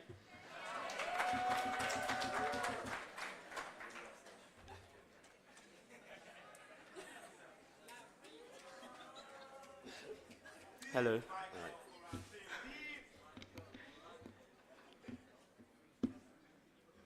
Okay. So let's tackle Sesh's obsession with love, right? The problem with this is in two scenarios. Number one is that a young person who graduates from high school enters university with the hope of becoming a debater, enters that place and finds an individual who has been there all his life, dominating that scene and has been taking opportunity away from them. It is highly difficult for such young people to attend tournaments like PAUDC, which is heavy on those kinds of people to attend, largely because the school wants credit or wants to win an award. And you get that largely from Messi. Reason we win this Masters round, right? Because, of course, we are here to win, and that's very bad.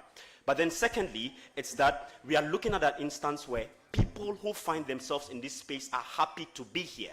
If you're not happy, you don't enjoy love. You're not happy, you don't find love and like have it fulfill you or make you purposeful. You don't get love in your word sesh. Please come back with a better response. Secondly, it's that the university system is structured in a way that makes it difficult to enjoy oneself, such that competition has plagued the system so much. What do I mean by this? Messi tells you that it is structured in a way that is repetitive in itself.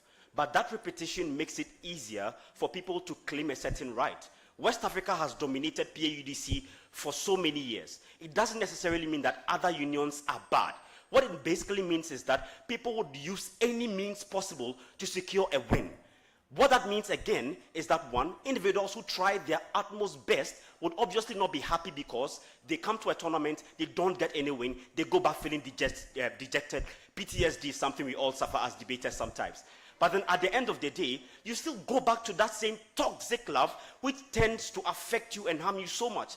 The mental capacity of these individuals are not so protected like Seth says. These individuals try to go through a system which does not pay them well enough and gives them that hurt every single time they think about debate.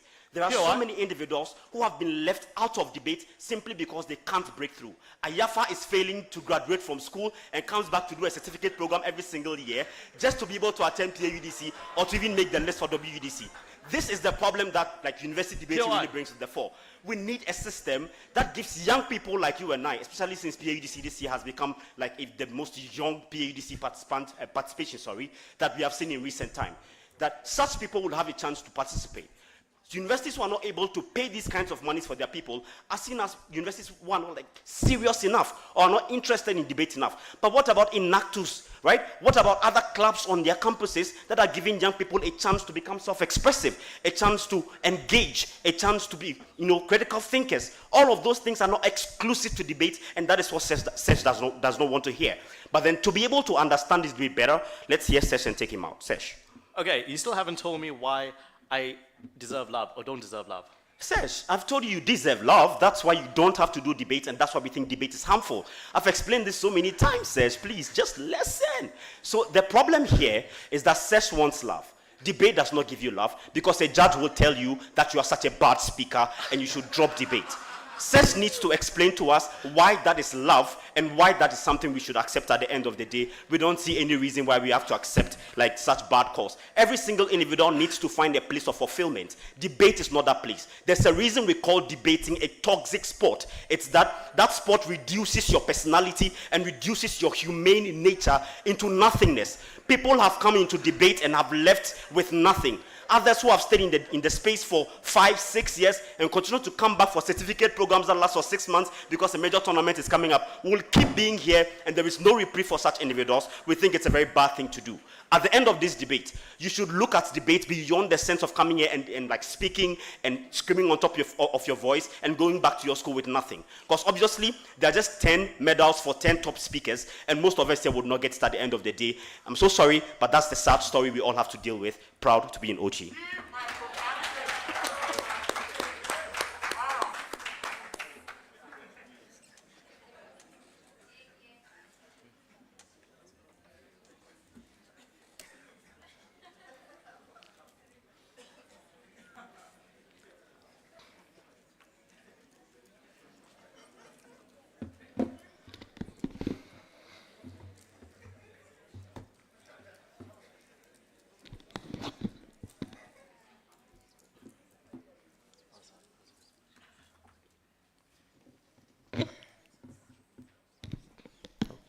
Okay.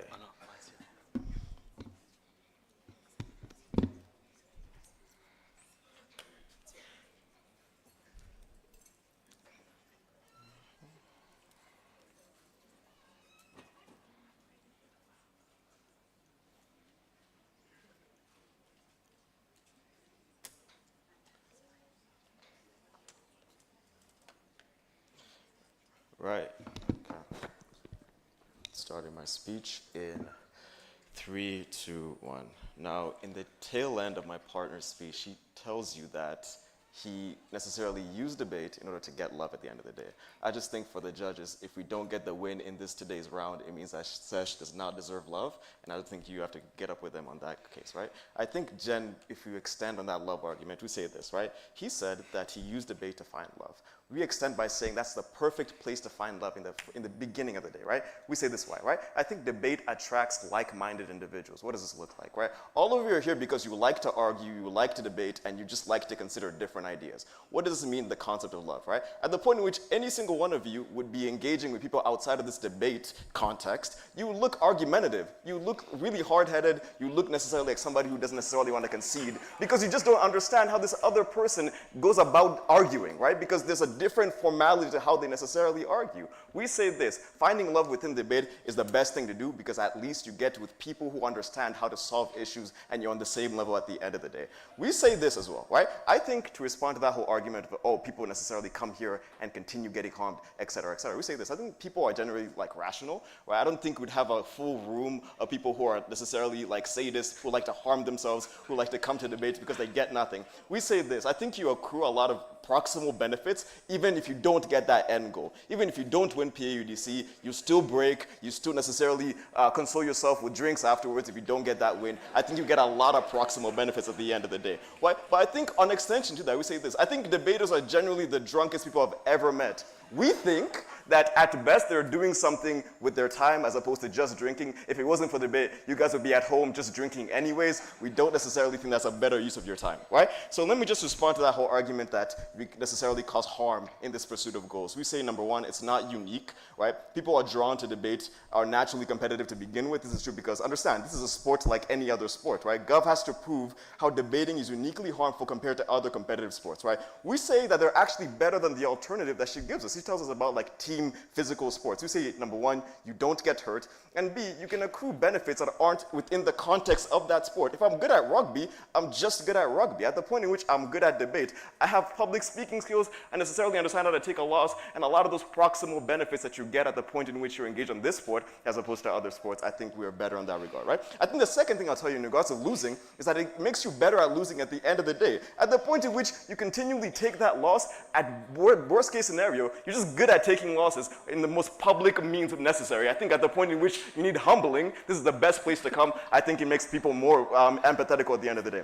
Right? This responds to a couple of things from Gov, especially that whole argument about debating being only about winning. I think we've told you how you can necessarily have a lot of proximal benefits within that pursuit. I think the last thing I'll tell you, and the most important thing about our case, is that it makes you more willing to consider other ideas, right? You're being forced to defend perspectives that you don't necessarily agree with. It forces you to at least understand where people are coming from in that degree. We think that this leads to more open-minded individuals who are addressing the key issues that are necessarily facing our continent to begin with. This looks like this. You have more open-minded individuals. I think you generally have things like less tribalism, less xenophobia, because at the point in which you're considering other perspectives, you realize that a lot of these perspectives and bigotries are necessarily kind of stupid and not based on logic, right? I think debaters are in general more likely to explore other alternatives within the realms that necessarily they're forced to engage with. This is true because as a computer science major myself, I have zero incentive to learn about things like law or economics or those types of things. I think the best thing about debate is that it gives you an incentive to engage in a lot of these things that you do not necessarily care about. Why is this necessarily unique to debate? I think number one, it's unique in regards to other public speaking sports. For example, moot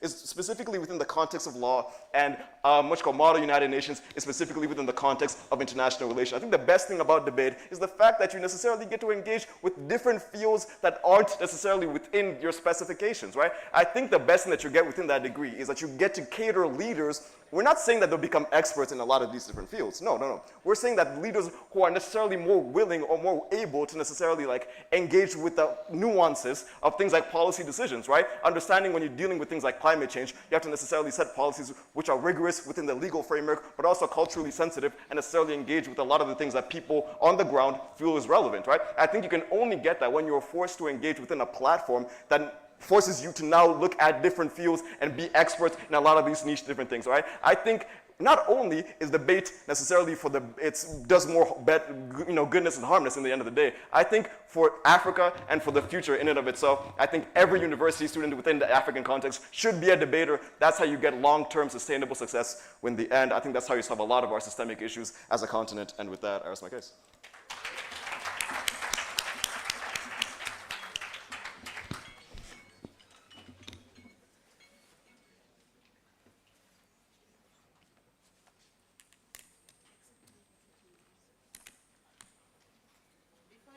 Before you go, can you please tell us your names, please, so that the chief guest and your name?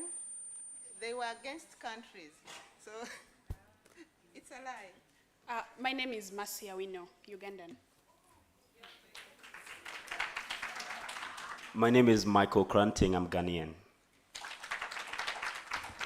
I'm Session Governor, South Africa. Hi, my name is Joshua Mbugu, Kenyan. Oh, it was Kenya, Uganda, South Africa, and Ghana. Can we give them a hand clap? Thank you. This was a Masters tournament. I don't know who has won. I don't know which team, whether Ghana, Uganda, South Africa, Kenya. I have no idea. But what I know is that debate is a thing.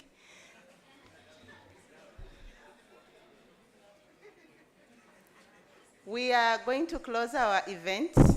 That is the opening ceremony, and we are going to have the closing prayer, which shall be led by our Imam.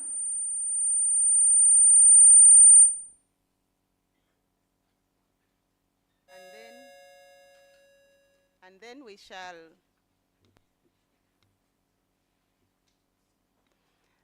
shall have the anthems, which shall also be led by Prison's Band, and we shall have one stanza in the interest of time. And we are also expecting the MP of Cameroon, who is accompanying a team from one of the universities of Cameroon.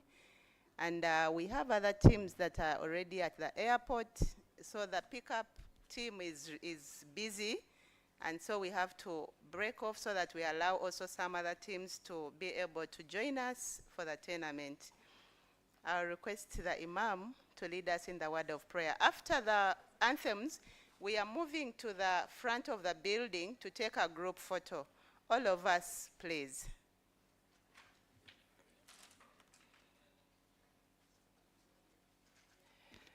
Good afternoon once again. Let us have this closing prayer. Oh God, we thank you for this arrangement. We pray that you keep us such that we can come to the conclusion of it throughout this period. In God's name we pray.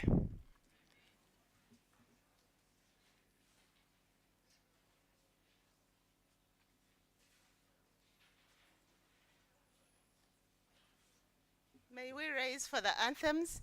I had forgotten to put an announcement. We have our coupons. We are going to be in 106 and 107, and our guests are going to be hosted in 106. We are kindly requesting that please do not go before we have our lunch.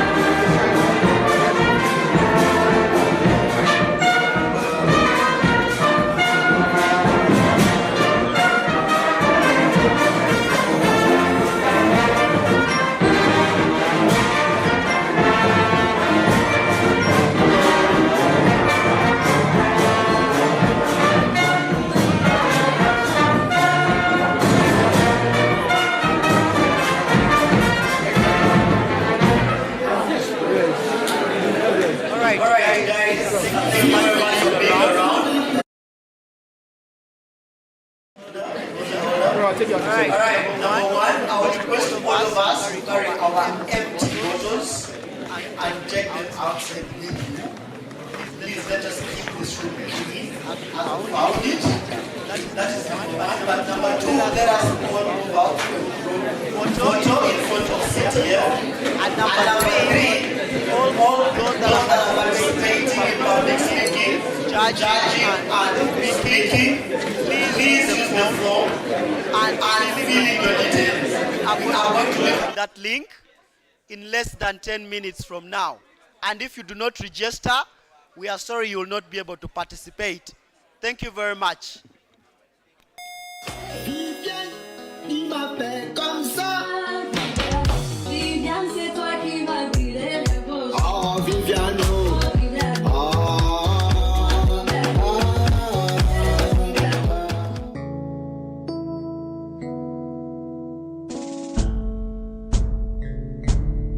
Oh, Uganda, may God uphold thee. We lift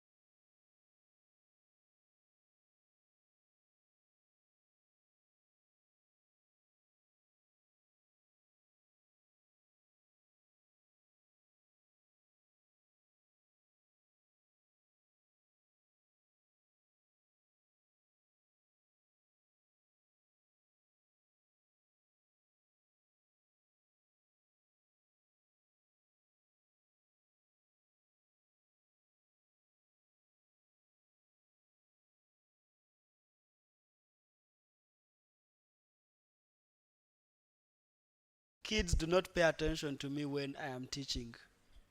I don't know whether it is because they are too satisfied or they cannot think when they are full. So I don't want to assume that is what is happening right now with James. But if it is, we are going to pray that you get better, James. James from Uganda and South Africa. James, the Uganda Cranes coach, head coach, moreover. That is the James I'm talking about. Anyway, I am here to give us public speaking briefing, just a little bit. But before our round, we'll be able to also give us briefing.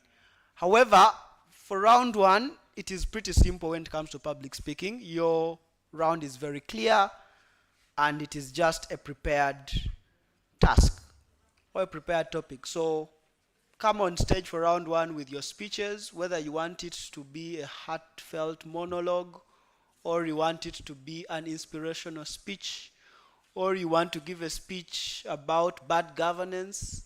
Regardless of what you want to give us for round one, just give it to us. We will willingly listen to you.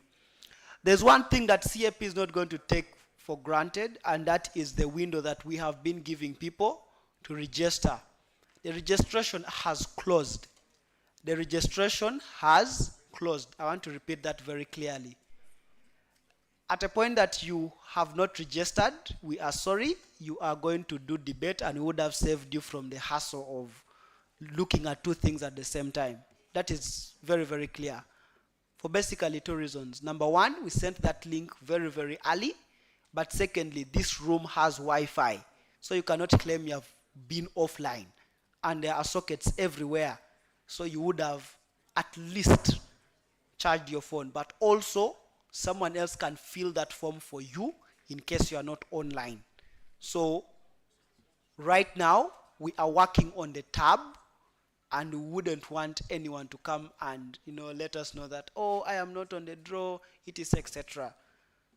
And individuals that didn't really follow instructions when filling in 254, who just wrote 254 and didn't write their number, because the form said write your WhatsApp number starting with your country code 256, so they just wrote 254 and they submitted. I don't know if that was intended or it was just a mistake, but if it was a mistake, it is okay. We will forgive. We will forgive. At this particular point, I just want to say that all of us have the public speaking briefing document. It is telling you you have 5 rounds for the preliminary rounds. They are 5. Round 1, today we are having round 1 and round 2. And then the schedule will tell you all the other rounds. Now the schedule tells you 6 rounds. However, we only have 5 preliminary rounds. Those tasks are there and you can see them. However, for the out rounds, all the tasks are what you would call blind. That simply means you don't know the tasks for quarterfinals, semifinals, or even the finals. What does that mean? It simply means that you need to be expectant, but also you need to be in position to really reach out to CAP in case of anything in that regard. Before every round, CAP is going to have a task, or what you'd want to say topic clarity, so that we know what we are going to do. We are very grateful that very many judges have actually signed up and they have good test scores, and that is a plus for you people. So we want to make sure that we give you the very best, and we will ensure that we have good adjudication for this particular tournament and equity. So just to take us through on a few things that we expect from you. 4 things that we will be considering when we are adjudicating your speeches. Number 1 is the content. I don't want to assume that we are new to what content is, because content entails the message that you are giving us or that you are carrying. Most people assume content is just what you have to say within your speech, but it goes beyond that. It goes beyond that in the form of, one, it looks at the organization of your ideas within your body or the body of your speech. But secondly, it goes beyond the structure of your speech in and of itself, but also how you begin, how you end your speech. All these things end up making up content, which is something that we award so highly, but we do not say it is the only thing that we actually consider when judging your speeches. The second thing is creativity. Now, under creativity, there are a lot of things. One, and this is just a new development that most people would want to agree or disagree. But for purposes of PAUDC, I want you to agree with me that language is also a part of creativity. Why? Two reasons. The words that you choose to put within your speech is something that either gives us an indication that you're either very intelligent, averagely, or not intelligent at all. But also, it dictates to us whether you are interested in what you're saying or not interested at all, but also whether you are very careless or very careful when delivering your speech. So the choice of words that you choose when you are making up your speech, the content of your speech, the story that you want to give us, the rhetorical questions that you want to give us, the statistics that you want to give us, how do you package them together? That becomes something that is highly creative, because even when we give you the same task, even when we give you the same words, even when we give you the same topic, you are all going to have different language or choices of words that you are going to pick or select when delivering your speeches in the first place. So, language is going to be a part of creativity for this particular tournament. The second thing that is also going to be a part of creativity is, how you are going to come on stage. Now, I don't want you people to be very dramatic. Even though there is a specific task within this particular tournament, I don't know, I will not tell you which round, but there's a very particular task that needs you to be very, very dramatic. However, we don't expect you to draw ashes on your face and come and deliver a speech to us. But if you feel that is going to give you the marks, please go ahead and do that. However, what I'm driving to is the use of props within your speech to begin with. We think those are things that are very, very, very important. When you watch the World Toastmasters tournament, the winner of 2016, I think he is called Trey Darren.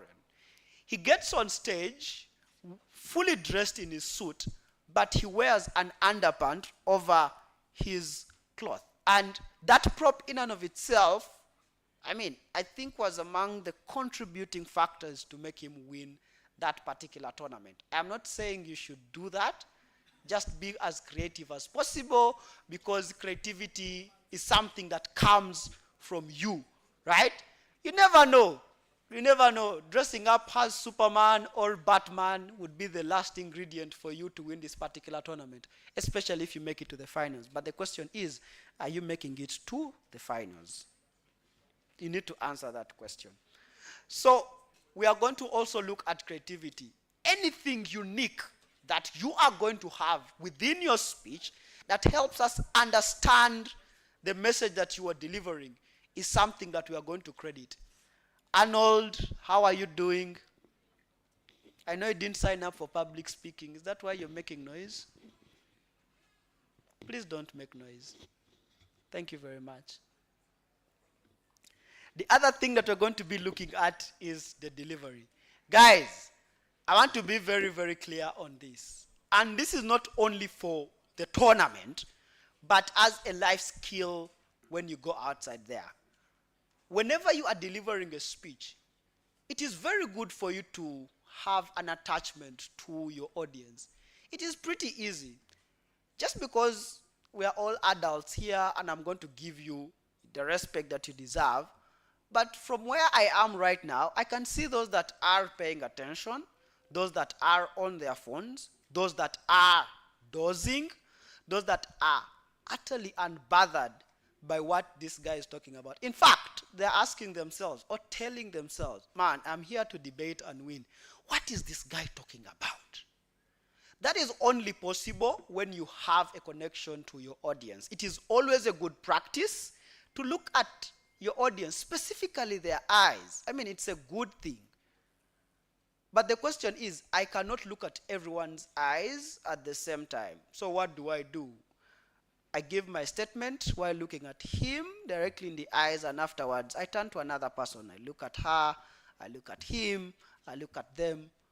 That gives you a connection with your audience. You want to try that for this particular tournament, but also moving forward when you are doing other things, even when you're trying to debate. It might help you, even though debate doesn't really award you for having a very good style, really. You just need to have the content therein. But you never know. Someone might give you a win because you smiled at them, which is a lie. That's not going to happen in peer UDC. You don't have the content, you're going to get a fourth. You don't have the content in public speaking, you're not going to break.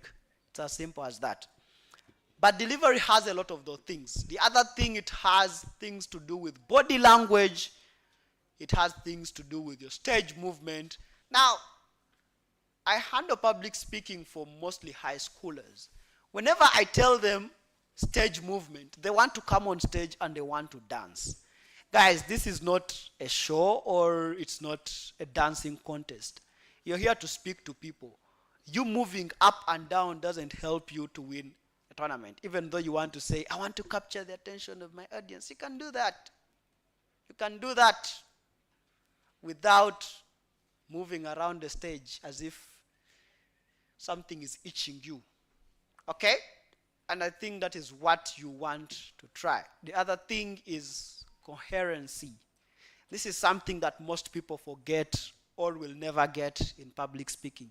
All of us have good ideas. If I give you or if I gave you time to come here and speak about anything, you tell us something very beautiful. However, the difference between a winning speech and any other speech is the ability for that speech to have a flow within it. What do I mean? I'll give you an example. I'm a geography teacher. Sorry for those of you who thought I don't teach geography. I'm a geography teacher. When I am teaching about rivers, I tell students that there are 3 stages of a river. A river is in its youthful stage. When it is strongest, you have rapids. You have it moving at a very fast velocity. The work of a river at that particular stage is to erode materials. Very strong, very active, very rapid, just like you right now. The second stage is, the mature stage. The river is at its maturity. What does it do? It transports the eroded materials. Realize, a river does not transport materials out of the blue. It transports already eroded materials that come from the youthful stage of the river. That is coherency in and of itself. If you are telling us your introduction, how does that introduction interplay within the main body of your speech to begin with? The problem with some of you is you give us a very beautiful story of your grandma, how she was very good and everything, how she treated you, and in the body of your speech, you immediately start telling us how Museveni is a bad leader. The question is, how is the story of your grandma related to Museveni being a bad leader? It doesn't make sense. It doesn't add up. But if you take these parts as stand-alones, they do make sense. The story of your grandmother makes sense. Museveni being a bad leader, in your opinion, makes sense. But since it is a speech, we want to see how those ideas interplay. Just like a river, In its youthful stage, it is eroding those materials. In its mature stage, it is transporting the already eroded materials. In its old stage, what is it doing? It is depositing the transported materials from the mature stage. And within the stages of a river, you have different features that are created within your speech. Within each idea, we need to see the impacts and the values therein. The problem with most of us is we are so fast to getting value, to getting impacts, and we do not see how they come within your speech. The other thing that I want us to pay attention to, and most of us are going to do it even after I have talked about it, is we have a very big challenge as speakers generally. We are so quick to analyze problems within our speeches. If I give us, all of us, probably 2 minutes, and ask you why you think low developing countries are not the best to live in, all of you are going to analyze for me problems. In fact, we are going to believe you that, man, we have potholes that, there was a meme in Uganda here that our roads are too bad, that when it rains, you can fish in the middle of the road because of the potholes. You can analyze problems from A to Z. But if they asked you one question, how are you going to solve this problem? That is where you keep quiet. That is where you go shut. That is where you don't say anything because you do not know how you're going to solve these problems. Don't do that within your speech. For prepared rounds, I know most of us may come up with inspirational speeches or probably persuasive speeches, probably those speeches people would give in a rally, and you want to change the perceptions of people by analyzing problems. The issue is, when you analyze those problems, the fact that you analyze a problem within your speech, the fact that you have analyzed the problems within your speech, you have a burden to come up with the solutions. The last thing before I leave stage is time. Time may not be a really big deal for you in this particular stage. However, if we are in a finals and you have 5 minutes,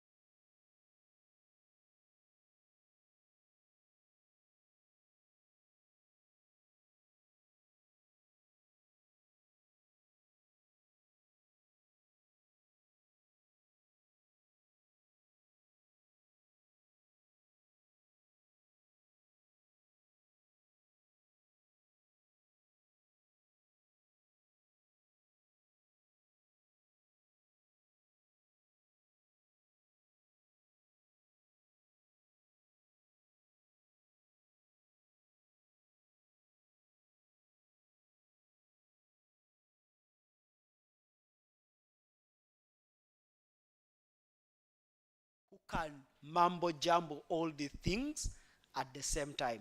And you showed interest and you registered. All the best, and may the best speaker win. Thank you very much. For any questions,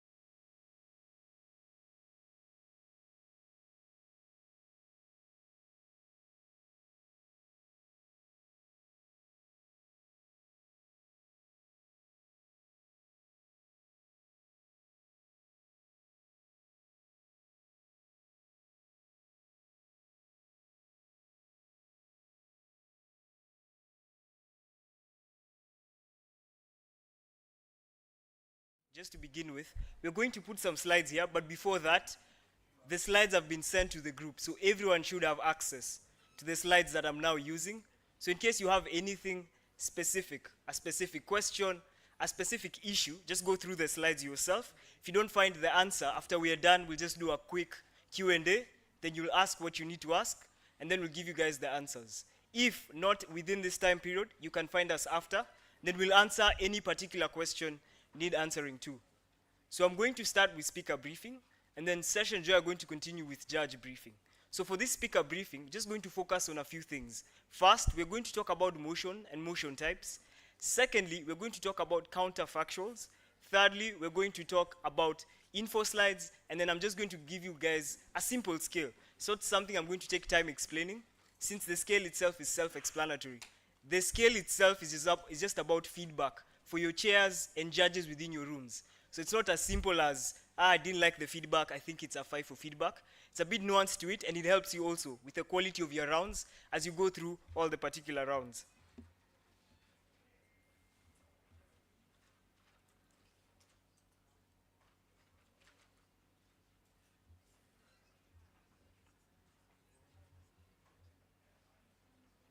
So firstly, we are going to start with policy motions.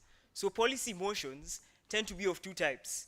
They read either as this house would, or similarly, this house believes X should.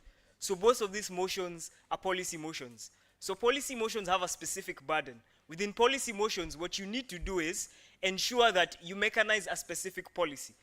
For example, an example is given down. This house will ban, for example, said drug. You need to explain what that banning looks like, because banning can look like different things which you choose to at least deliver within this particular debate.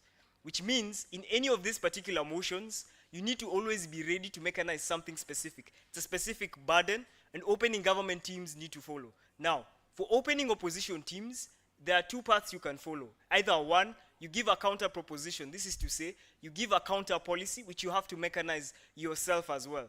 Like, it has to be reasonably within the same level of resources as opening government team would have. So opening government can't give us a certain specific policy, and then you give a policy that's almost impossible, and then use that as the counterfactual. That's not going to particularly work. So if you're going to give a counter policy, what you need to give is something reasonable, given the resources that opening government have to be able to implement the particular policy. Just one key thing to keep in mind usually with policy motions is that for these specific motions, you always need to take the perspective of a country's parliament, one that's passing up specific law. And lastly, to remember, governments usually have fiat within these particular motions, which is to say, you're not going to debate whether politicians are going to pass this motion or not. That's not the debate. It's about government has the fiat. That means they have the authority to say the motion will pass. It's now about how the policy is going to be done, but even further, how the policy affects society within itself. Right? That's what a policy motion is. And key to note, this House believes X should is also a policy motion, not an analysis motion. Secondly, analysis motions. So I'm going to start with one particular type of analysis motions. I think it's easier to just group them in three. So I put them as this House believes that, this House supports, this House opposes. So all these three types of motions are analysis motions. So for these particular motions, you don't need to mechanize any specific policy, right? In these specific motions, if you want to say a certain thing is likely to happen, for example, if it says this House believes the US should go back and at least, for whatever reason, choose to invade a particular country, you're not being asked to say how specifically they'll invade this particular country. You're not asked to tell us they're going to invade in specific X way, they're going to do drones or this or particular. Does not mean you can make an argument, you can't make an argument that says they're likely to use this particular means. But within this debate, that's going to be in contention. But also, secondly, is not necessarily a burden in this particular type of motion, which means you don't have fiat in particular analysis motions. So in the end, these specific motions are from a neutral observer. So it's not a specific actor perspective, but a neutral observer. What's generally best for the neutral observer is this particular statement true or false. Next level of analysis motions, we have this House prefers. So this House prefers is very specific in as far as it forces you to have a counterfactual. In a different type of analysis motion, for example, this house supports or opposes, you don't necessarily have to have a counter proposition or counterfactual for this particular motion. You can simply choose to go against what is being supported without creating your own alternative or counterfactual. But you can choose to create one all the same. But more importantly, when it comes to this house prefers, you're limited to a specific counterfactual. Two instances. One, if the motion says this house prefers X, what happens is if you're in opposition, you're forced to defend status quo. You can't create your own particular or your own particular counterfactual for this specific type of motion.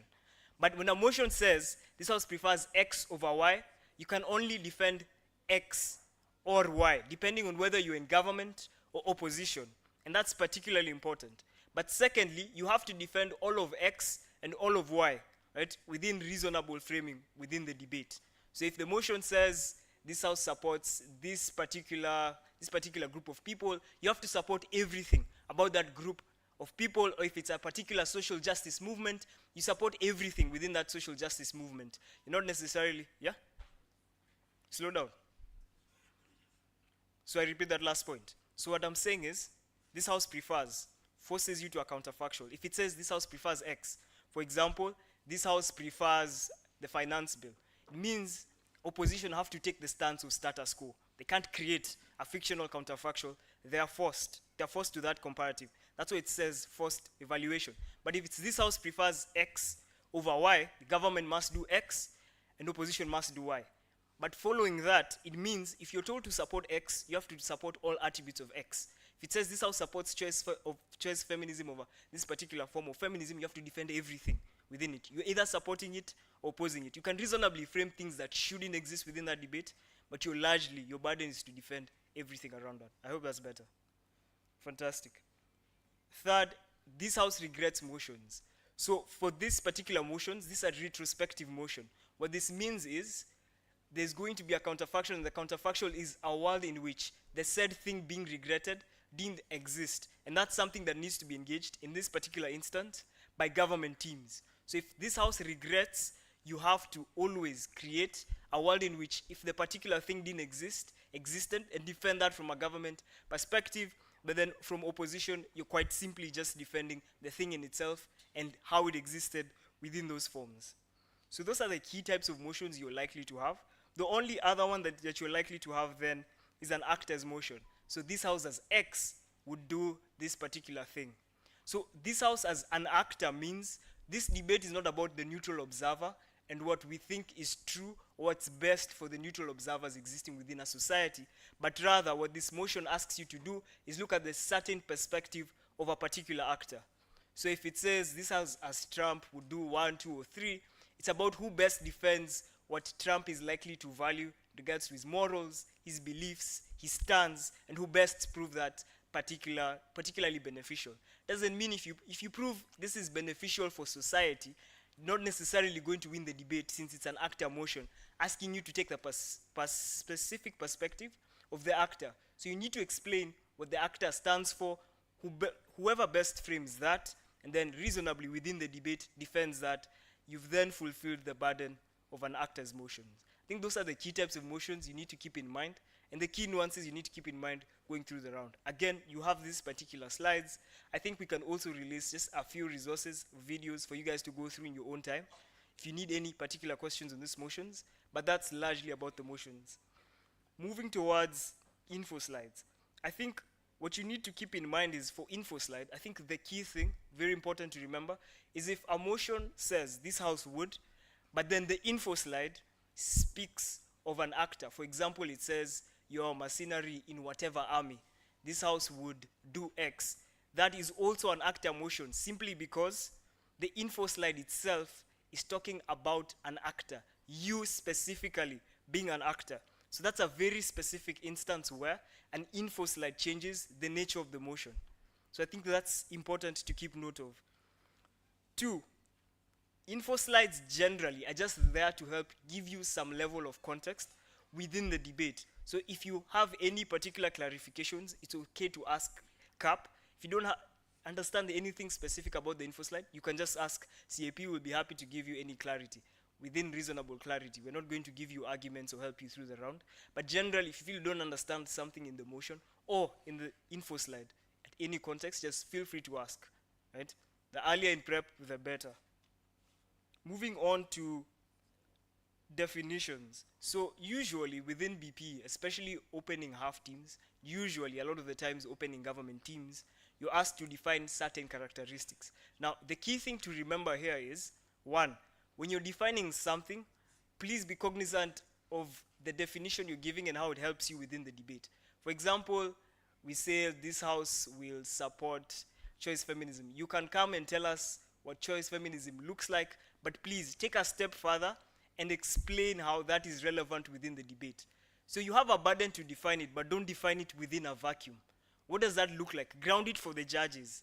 Explain this is what a definition of it would look like, but what does it look like? Ground the definition, but most importantly, be strategic about the definition. Because what happens sometimes in rounds is, you've given 1, 2, 3, 4, 5 definitions, it's now 2 minutes in your speech. That's not strategic at all and doesn't help you within the round. So it's important during prep time, you and your partner just think about what it is you're defining. If it's clear enough, you don't need to spend more time. But secondly, it's not always a dictionary definition. Some of these words are used within a certain context, within the motion. So just don't read out everything within the motion and then explain the dictionary definition. That really doesn't help and ends up wasting a lot of time. Lastly, to talk about fiat, I think this is something I've talked about. Opening government has some level of fiat. I've explained what that means in a policy. It means it automatically passes, right? But then secondly, it means a lot of government teams have the ability to shape a comparative within the debate without being necessarily questioned. Now, this takes me to the next part, which is counterprop. This means counterfactuals. So I've already told you why in a policy motion, opposition teams are allowed to have counter policies. But secondly, in the case that it's a policy motion, OG gives a policy or O gives a counter policy, what's important to note is that it binds the closing teams as well. What you can't do as a closing half team is come and create your own policy and then start using that policy within the particular round. You can only do that on the grounds that it's been given an unreasonable policy. And in order to do that, like it's written down here, you have to actually explain why. If, for example, you're coming in CG and you're not using OG policy, you have to, one, explain why it's unreasonable within the realms of the debate before you even begin giving your own second counter policy. But two, largely, for better engagement, as soon as you hear opening government policy and it doesn't seem like it's something reasonable and debatable, you need to POI opening opposition so you engage on the same counterfactual. Otherwise, we're going to have an issue in terms of engagement and weighing your particular arguments. So that's what needs to happen in this particular instance. Lastly, on alternatives, you can give an alternative for a motion that doesn't necessarily require counterfactual. Does not mean, even if you're an opening team, you bind the rest of the teams within that particular round. They're free to use whatever, they're free to use any of the alternatives they said, but they're not necessarily binded to use whatever alternative you gave, for example, from opening half. Moving on to extensions. I think extensions is a key thing to always remember. One, rebuttals are extensions. But the important key to note is, it's not enough, or sometimes, in most cases, it's not enough to win only through rebuttals. Two, you can have a mechanistic argument. This means you prove something different that is true from what was proven by your opening half. Always remember, especially from closing half, you have a slightly extra burden to explain why you're different, why your argument is new, but not only that, it doesn't end there. You need to explain why it's more important than the arguments given from opening half exist. Otherwise, what's going to happen is, you're going to claim your arguments are new, but you're still going to lose the round and you're going to ask why. It's because you didn't explain why necessarily being new is more important than what was said within the debate. If you're coming in from closing half, kindly monitor what clashes are occurring from opening half.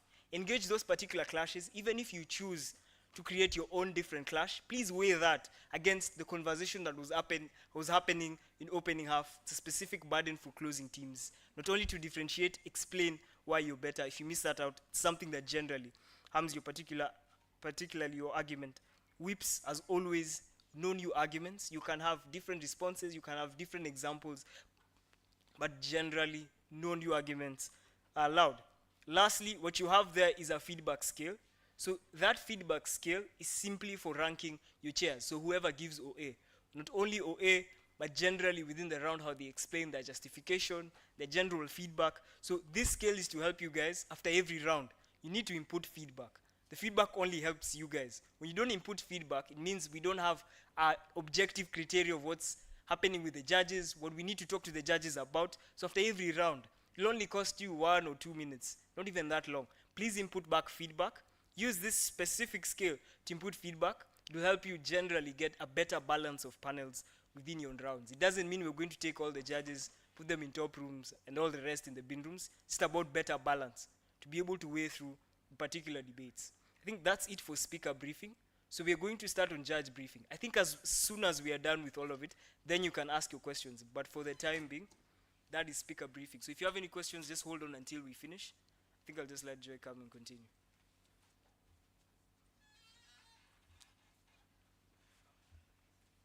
I think Sasha's is good. Do you have it on your phone? I don't have it. Where's his password? I don't know. Where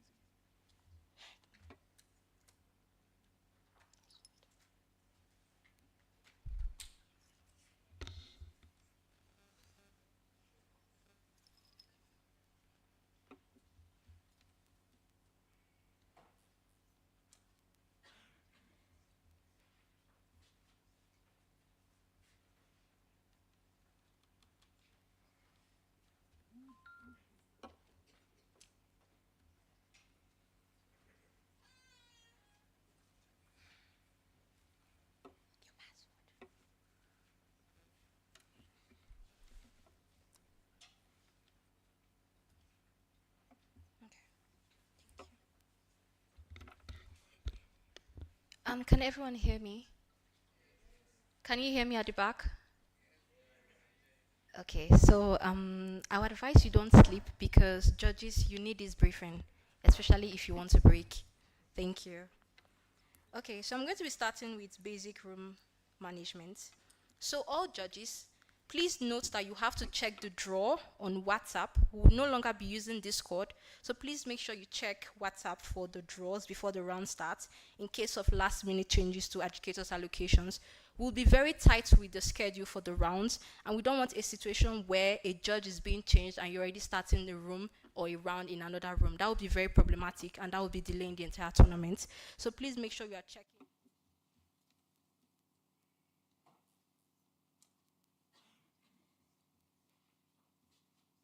Ballots, and you must deliver oral education, also known as reason for decision. All chairs need to give feedback at the end of the round and also announce the result except you are rolled over by your panelists. Panelists and trainees also have a say during the deliberation. It's a consensus. Chairs, you are not allowed to bully your panelists. You are not allowed to bully your wings. You are not allowed to bully any trainee you have in your room. We are trusting you to be a chair because we believe you have much experience than the other judges, but you are not allowed to bully any judge on your panel. Everyone has a say in your discussion, and you need to make sure that it's a consensus. Judges, note that you have 15 minutes for the discussion. You are not supposed to be convincing anybody. So any discussion that is going over 15 minutes is no longer a deliberation. It's now you having a consideration meeting, and we would not accept that. Before the round starts, please conduct a round of introductions. Make sure you are introducing yourself and your preferred pronouns if any. For example, I'm the chair of a round. Hello everyone, my name is Joy Hadome, and I'm going to be the chair for round 1. My pronouns are she, her. Call on your panelists and the rest of the wings to also introduce themselves so the speakers can know who is judging them and also how they can give feedback in cases where the chairs are rolled over. So, for decision.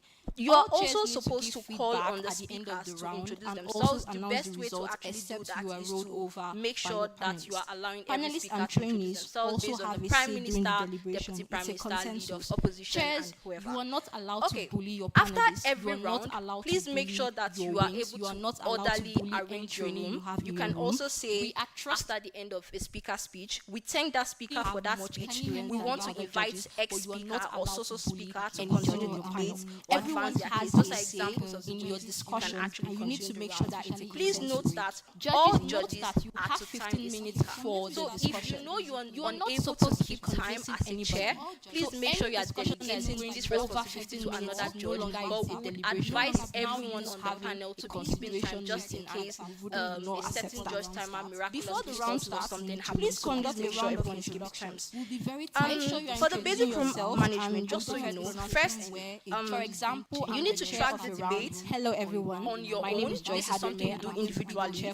Then you do a silent declaration. This is something your chair would actually ask you to do. So everyone takes 3 minutes or 2 minutes to arrive at an initial call. Then the chair would ask the panelists and trainees for initial rankings. The chair would lead the discussion.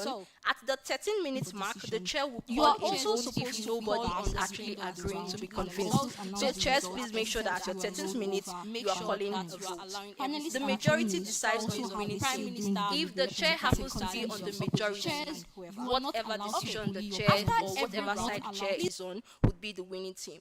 Please note that for the speaker scores, everyone on the panel has to decide on the speaker scores. So you can't just neglect your other panelists just because they do not have the same decision with you. So even if you had, for example, CG, OG, OO, and CO, and your panelist is having CO, OG, and time, you all need to talk about it because it's very important. Submit your ballots at the end of 15 minutes. We don't want to be calling you out for ballots, but the CAP would make sure that nobody delays the discussion or the round. And we're going to be going round all rooms to make sure that all ballots are in on time. The chair or whoever is on the majority vote delivers the OA. Please note that the maximum minutes for your OA should be 15 minutes. You shouldn't be going above 15 minutes. You're not trying to bore the speakers. You just want the speakers to know what happened in the round and why you all arrived at that decision. Give individual speakers, give individual feedback to speakers that ask for it. You don't have to push that, but if any speaker needs feedback, please make sure you are available. You are calling feedback. We're going over to tracking the debate.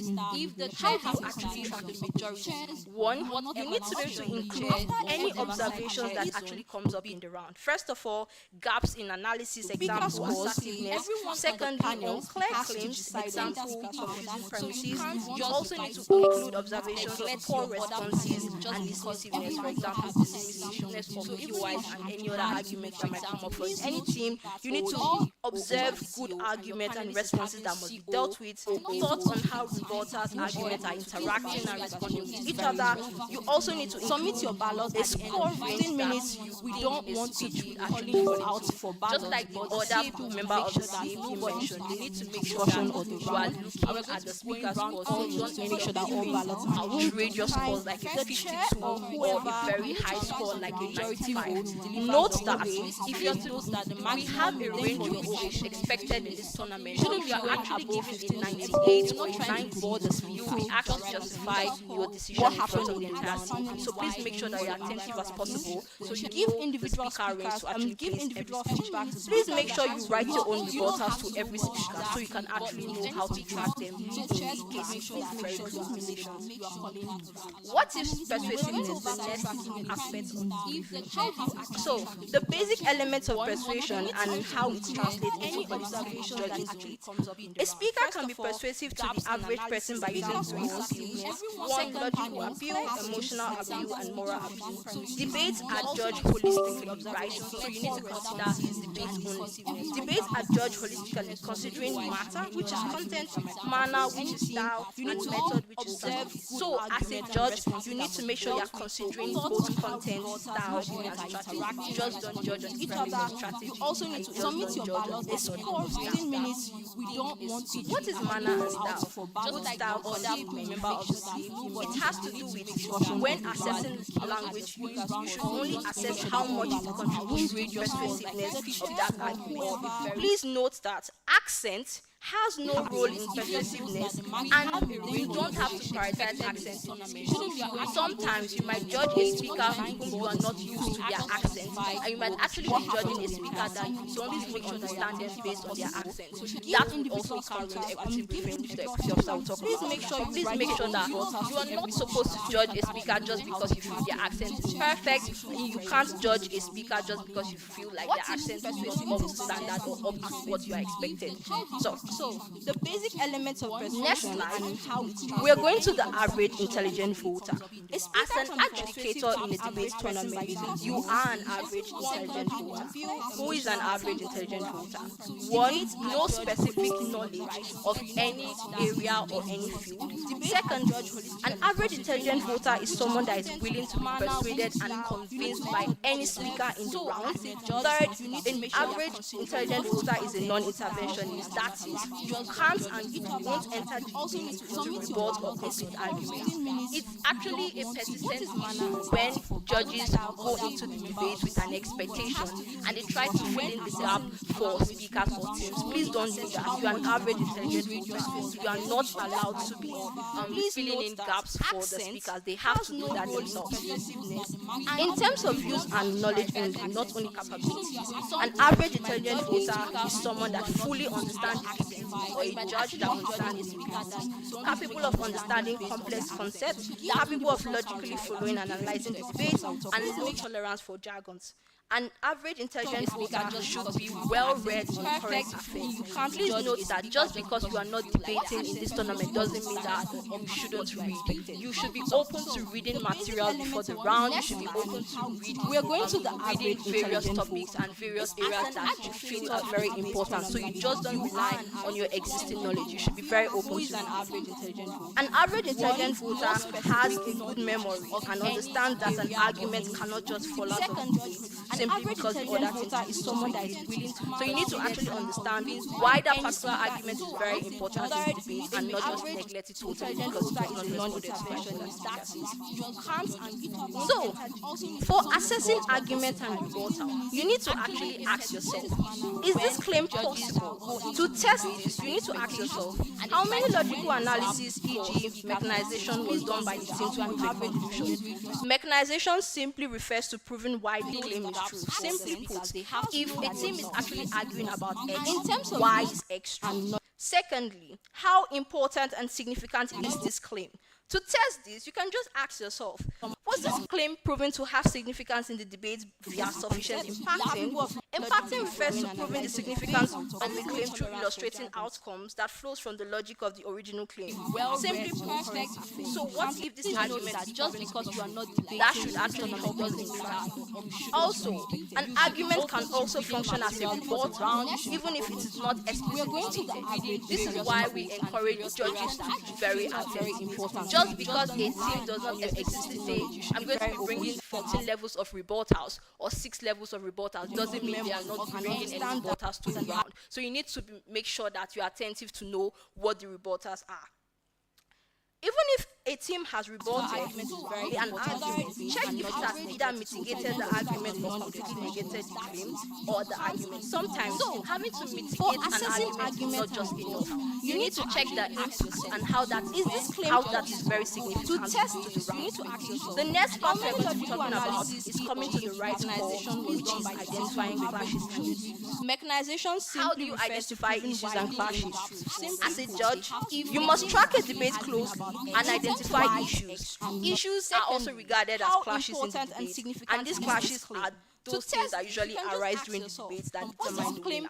First of all, you need to check the core issues within the debate as where teams to take opposing stances and contest each other's arguments. Clashes happen because of ideological dichotomies that arise from the demands of the motion.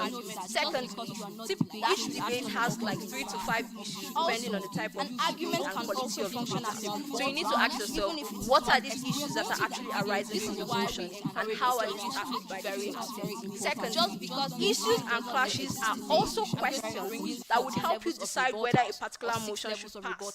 That is, whether a motion or a policy should stand or it should fail.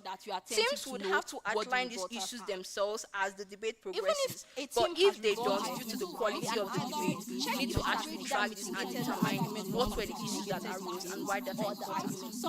Example of this house will legalize recreational drugs. Lord knows this motion is very tired, but we have to use it because it's quite very simple for people. The first class that can actually arise is this a legitimate choice to use recreational drugs? Second, does legalizing recreational drugs You must track a harm debate users close and their and families? identify These are issues. examples of Issues clashes and are also issues that can actually arise from this particular these motion. clashes So you need to actually those check how things that important usually arise during it is important to identify issues as they emerge in the debate. Just like I mentioned earlier, do not assume these are the issues just before the round starts, and do not try to Clashes happen fill in the because of debate for the speaker. They ideological have to be that arise from the demand. identifying core issues is very important. For example, in a motion like this house would make preschool education compulsory.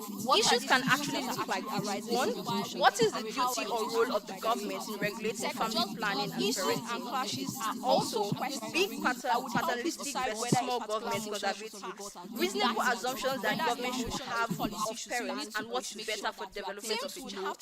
Notice that there are sub-issues that arise from this bigger question. So there will always be issues and clashes, and there will always be sub-issues and clashes. So you need to actually know how they interact. Look for clashes, how to actually identify clashes to make your work easy, especially for our novice judges. First of all, you need to look for clashes by noticing competing arguments that are frequently interacting or being contested with a lot of time given to them. Distinction between principal claims and practical. These principal claims are moral and practical are beneficial. These are examples of different stakeholders that are impacted, separate types of impacts, example, social versus economic versus It is important to identify. so it's not a rigid way of looking at clashes. You need to make sure that it's something that you can assume.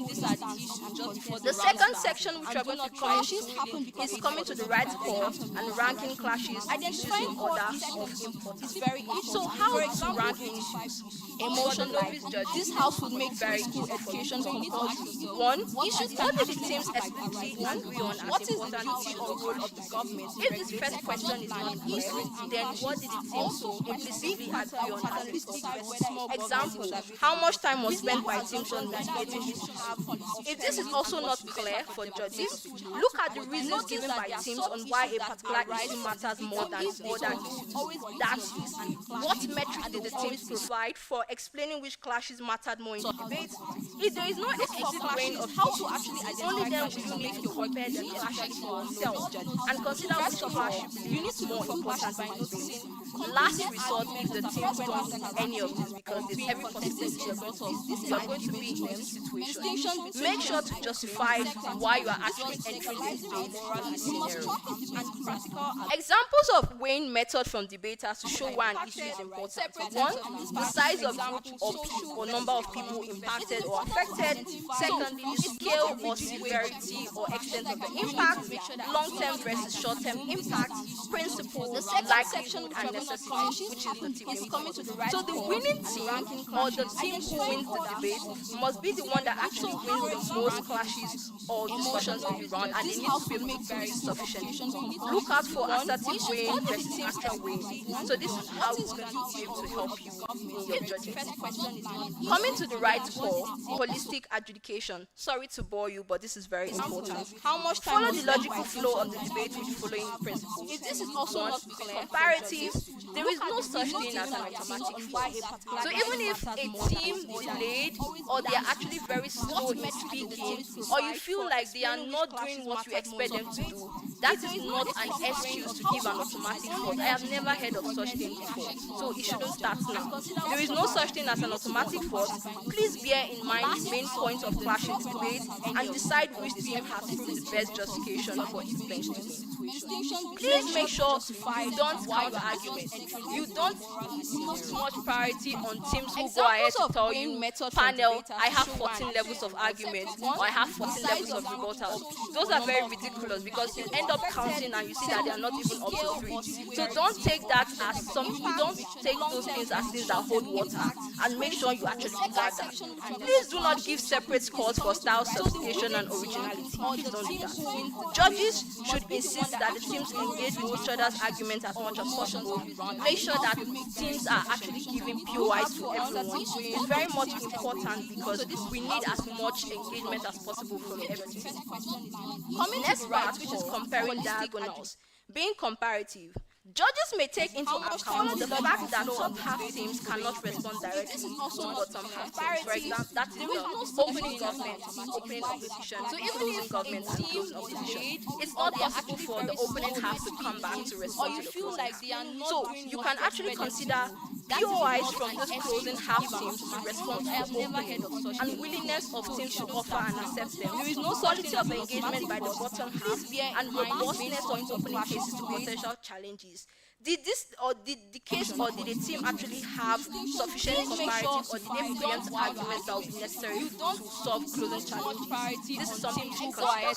Judges may credit material in opening speeches, which is exclusively responsive to new material from the closing half. The judge must not make new arguments. Don't take that as some. You can reasonably interpret and apply exceptions, or you cannot assume or make a new argument or fill in the gap for an opening team if they don't. Judges should always compare the long diagonal with each other's arguments, the OG-CO, and short diagonal CGO. This makes it very balanced for oral education, and it actually allows the teams to understand as CO why they ranked above opening government, or why they ranked below opening government, and to allow them to understand why as they place below OO and why they place above OO in scenarios like that. Coming to the right call, dealing with rule violations. What are rule violations? They are actually an advantage of a violation or statements that can actually violate a rule. For example, new argument in summary, ignoring arguments completely both in government and opposition. In this case, we do not further penalize this team. Example, teams that waste new time on new material won't be credited for it anyway. The speaker is already executing poor strategy with time management there, so naturally, the speech isn't going to be the most destructive speech. We do penalize activity for harming debate. You only penalize if a team actually provides an unfair definition of real debate, but it has to do with how the other teams actually respond to such real or unfair definition. I'm going to be explaining more on panel discussion management. Please note that, just like I mentioned, you have 15 minutes to give your speech, and it's actually very much important for you to keep note of this 15 minutes. As the chair is the most experienced and the most qualified judge in the panel. So as the chair, your responsibilities are leading and directing the discussion, deciding on the vote, tie logo. Speaker points should be set after the questions, so there are no low points for you. If you are saying OG is first, I see no reason why you are giving closing government that is third the highest scores. It's not possible, and it's going to be a very big problem. So you need to make sure that you are ranking speakers, or you are giving speakers rather after the rankings and possible. Also for the panelists and the trainees. For the panels, note that you are there as a panel for you to be able to give your thoughts and to help your chair to actively and responsibly rank the teams. So if you are trying to roll your chair over in a place of spite, note that you and the other panelists that is also siding you will be the ones to give oral adjudication. So you can't roll your chair over or make your chair to be in the minority and say you are scared of giving OA. You will give feedback and you will be the one to give the oral adjudication. So chairs, note that if you are rolled over or you happen to be in the minority, you have to appoint one of the panelists who happens to be the majority. As the chair is the most experienced. So the next part, to the scoring speeches, please make sure to allocate enough time to award speaker points carefully. We score on a consensus, so please make sure that you all agree on the speaker points, and it should reflect the majority of the judges, not a compromise. Note that the team score should reflect the ranking they receive. So if OG is coming first, OG should have the highest speaks in that room. If OO is coming second, they should also have the second highest. So you need to make sure that you are ranking. Team scores should reflect the ranking they receive. So we don't want a situation where teams are coming to complain that they had a first at CG, but on the tab they are getting a fourth. We're going to be penalizing the judges, so please take note. Don't be afraid to use the full range of the scale where it's appropriate. Just because I said you are not allowed to give very high scores doesn't mean you should. So if you should deprive speakers of the high scores. Scores are not your family property. So please feel free to give an 84 where you think is deserved. Please feel free to give an 84. Also feel free to give a 69 where you think is actually applicable. So make sure you are being fair and you are being reasonable. Scared of giving OA. So the range of the scoring videos here, please make sure that you are able to justify why you are giving a speaker a 75. Note that the average speak for a BP round is a 75. So if you're saying a speech is an average, you should give in a 75. If you think it's an above average, you should be ready to give a 79 to an 82 in whatever. So please make sure that you are being reasonable. These briefings will be sent to the group chat so you can actually understand how this works.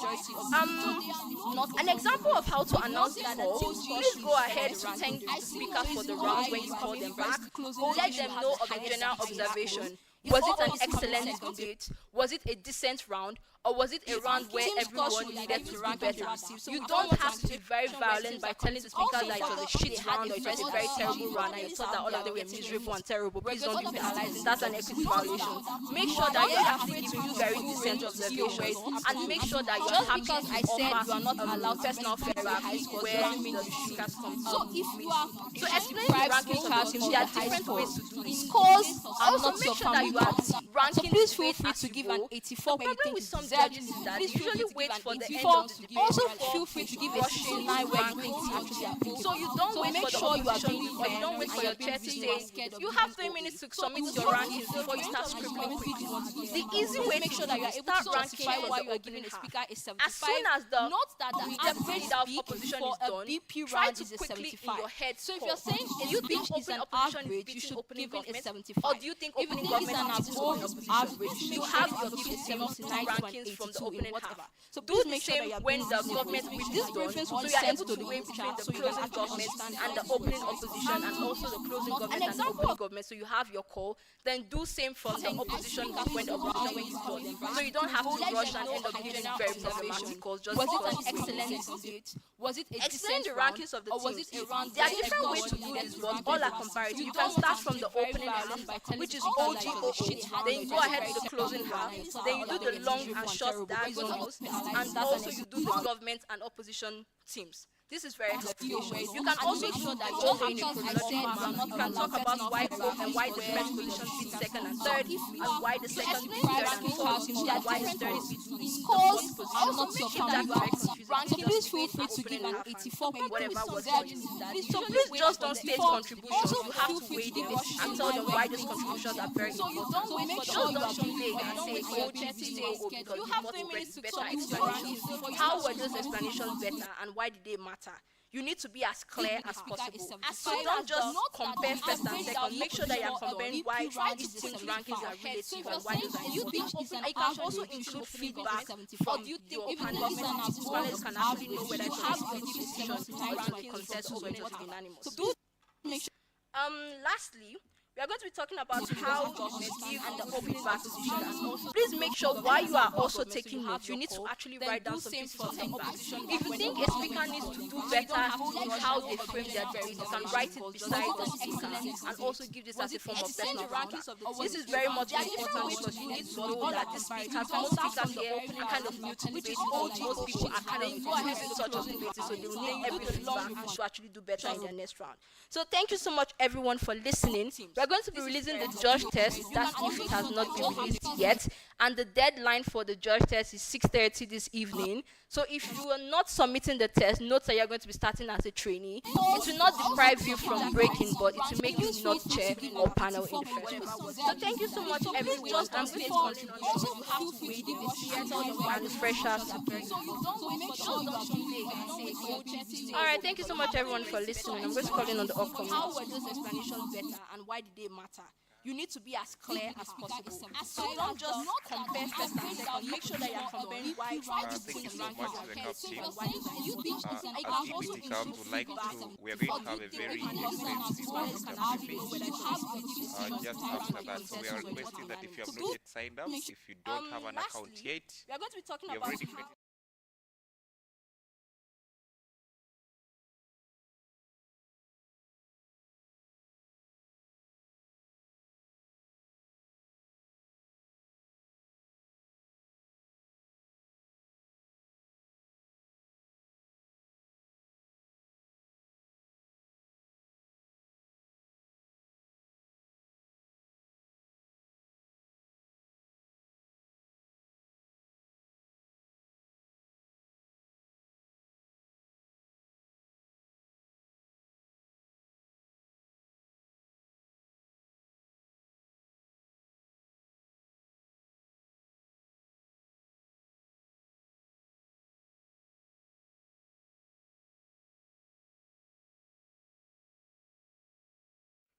Yeah, so Bill will be adding, so in a few minutes, your institution will be there. Any other institution? All right, what's your institution? Harald Pori. Okay, then. Yes, brother, what's your institution? All right. Oh, you have two campuses here, right? All right, so it's only one that's on the tab. All right, so any other, there was another hand here.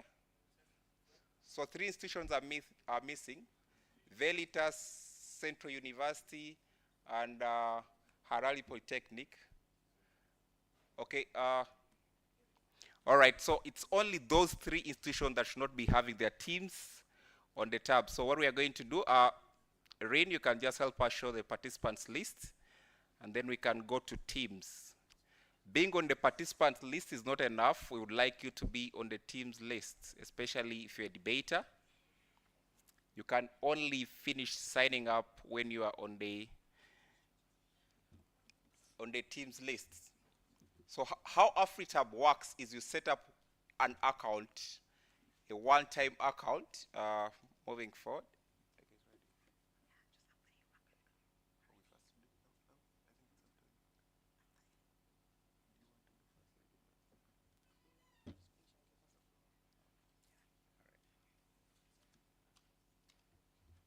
There's Veritas University, Harare Polytechnic, and Central University of Technology. Which campus is that? Welcome. Welcome campus. It's in. It's in. You should be able to sign up, brother. Try signing up and search for your institution. It should be in. If it's another campus, then you can let us know.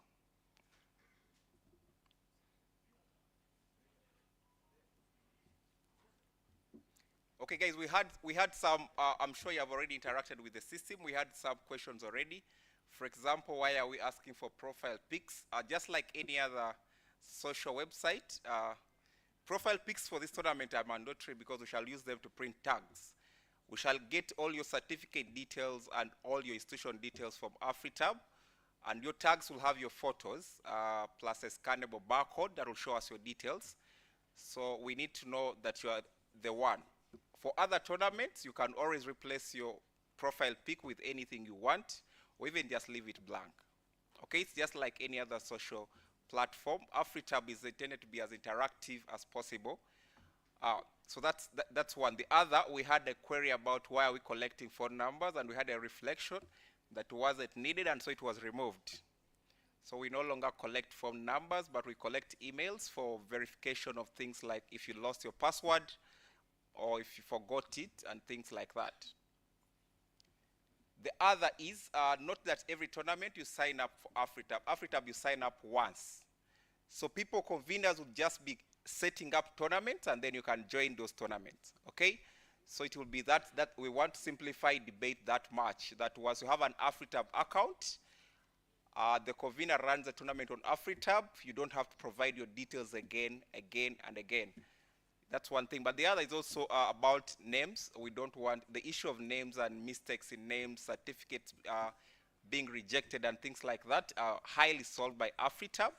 in that you are the one who manages your details as an individual, your name and your institution and things like that. Yeah, so that UI is continuously developing. Those who visited the first site, it wasn't looking like that, right? So Rain, if you can just go to your profile in the corner, you will see previous tournaments. Initially, our account, yes. Initially, in the first UI that we launched, you could have all the tournaments that have happened on AfriTab, but now, if a tournament data has expired, that tournament is put into the archive. So for you, if you want to revisit it, you have to go to your account and then go to past tournaments. That's where you can only find it. So for now, that's why there are less tournaments. For example, AfriTab test is no longer appearing because the date's expired, okay? So we wanted to do what we called round 0. We wanted to do 3 rounds. You guys, we shall just, and also to just show you how easy it is to run AfriTab, we shall have, our lead engineers joined us, we shall have Rain in the corner or any one of you create a tournament, okay? We can have any one of you, I'll have Kagia create a tournament, for example, and then everyone will join. It should not take us more than 5 minutes. Please make sure you're connected to internet. So Kagia first set up a tournament. So when Kagia sets up a tournament, he's automatically the convener. He will appoint a tab master. He will appoint a convener, a CA, and he will appoint an equity officer. All those 3 people have different roles. So Rain, Kagia, I'll give you 2 minutes to create a tournament. Yeah, so Rain, you refresh, and then we shall see the tournament. All institutions have been added, so IAFA, and you can sign up now. Archive. So for you, if you want to revisit, please make sure you join in this activity. Please participate actively. If you are having any challenges, our lead engineer is here. You can just point them out so that we fix them in real time, or we just know what the actual problem is. It might be that the system maybe is challenging, and so we wanted to do what we called round 0. Okay, so by now, the assumption is that everyone has an account, so we're going to do what we call round 0, where you will be joined as a judge or an adjudicator accordingly, okay? Rain in the corner or any one of you, are we done? Create a tournament, okay? We can have any one of you, I'll have Kagia. Okay, once Kagia is done, we shall join the tournament, and then everyone will join. You simply go to tournaments, and then you will see Kagia's tournament, whichever name you give it. Set up a tournament. Then Kagia will appoint randomly, for example, Providence as the chief adjudicator. Does anyone want to volunteer as an equity officer? Equity officer handles clashes between team judge and then judge clashes. So you either approve or disapprove. As once it does that, you can always appeal. Yeah, so read, okay? Refresh, and then we shall see. So if you have issues with someone, maybe you don't have time to go physical and talk to equity, have been added, you can submit it online, and they can be able to review it or call you if need be, or simply approve it or disapprove it. Please make sure you join in this. And once that process is done, it's a very just criminal justice system where you can appeal. If you think the team is being unfair, especially if they have maybe not listened, or we just know what the actual problem is. So you can appeal on the system, and once you do that, maybe they can call you, and the matter is resolved. Round 0. Are we together? Okay, so by now, the assumption is that, okay, then we are looking for volunteers for tab master, chief adjudicator, and equity officer. Kagia is already the convener.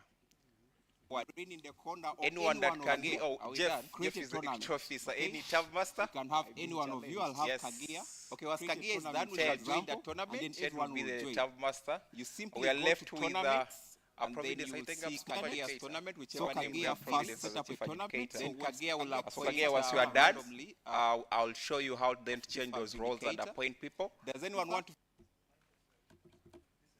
Office handles clashes between office team judge and then judge. Otherwise, we have not received complaints so far of not signing up. As once it does that, you cannot having issues during sign up. If you have them, maybe as we give Kagia 1 more minute, you can maybe you have any issues signing up, like creating an account. Has anyone encountered any issues? or simply apart from those whose institutions were missing.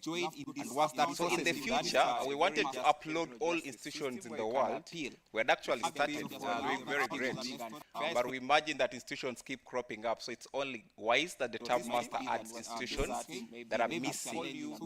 So the tab master has the rights to add those institutions for a given tournament. Is there anyone who had sign-up issues? Anyone who had a challenge signing up the system? Chief adjudicator. And Rin, we can be testing our convener here. Keep refreshing, and we see if his tournament comes up. Jeff, surprisingly. Any tab master? Are you done, sir? Yes. So Kage has created a tournament. What's the name of the tournament, Kage? Pardon? Yes, that. So kindly join. Let's use 3 minutes to join. What's the time now? Okay. I'll show you how then to change. Yeah, at 24. Everyone should have joined the tournament. Our tab master will help us simply keep refreshing the participants page, and we see the speed at which the system can handle all that data at once. That's another test. How much requests can the system allow at once? So please join as judges, join as debaters. We are going to only do, how many rounds did you make again? Or simply apart from those whose institutions were so in the future, we wanted to say, let's be very fast. This man has just made it 9 rounds. Are those the guys joining? That's very impressive. You see, it's in real time. If it was another tabulation system, the tab master would need over 5 hours to just put that simple data.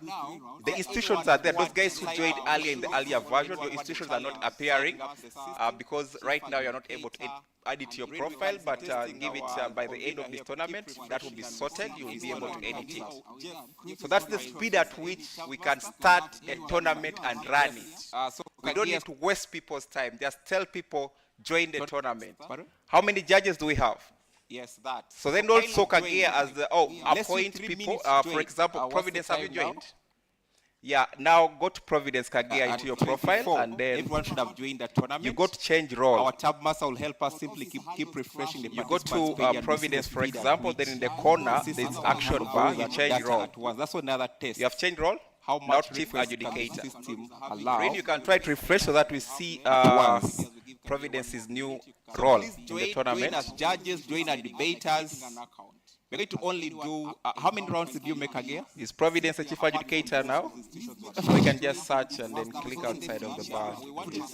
Let's be very fast. This man has just made it 9 rounds. Are those the guys joining? Have you reassigned them in your roles? The tab master would need 5 hours. Providence, the chief adjudicator, you can add as institutions are there. Those guys who joined. Okay, let's add Jeff as the equity officer. Right now, you're not. So Providence, now you have the roles of a chief adjudicator. For example, updating motions on your portal to be able to add motions to the round. Okay, and also input results for the tests. You don't need to waste people's time. Just tell people. So let's add Jeff. Let's change. How many judges do we have? Yes, that. So then also Kage as the appoint people. For example, Providence, have you joined? Has everyone joined? Now go to Providence Kage into your profile. Have we all joined the tournament? There should be over 100 people on that list. You go to Providence, for example, then in the corner, Irene, how many do we have? Change role. That's another test. You have changed role? How much chief adjudicator system allow? You can try to refresh so that if you haven't joined, please join now. Join now. We need as much data as possible to test this round 0. Yeah, I can see Jeff is now an equity officer. You can Providence go up chief adjudicator now. We can just search and then click outside of the bar. Are those the guys joining?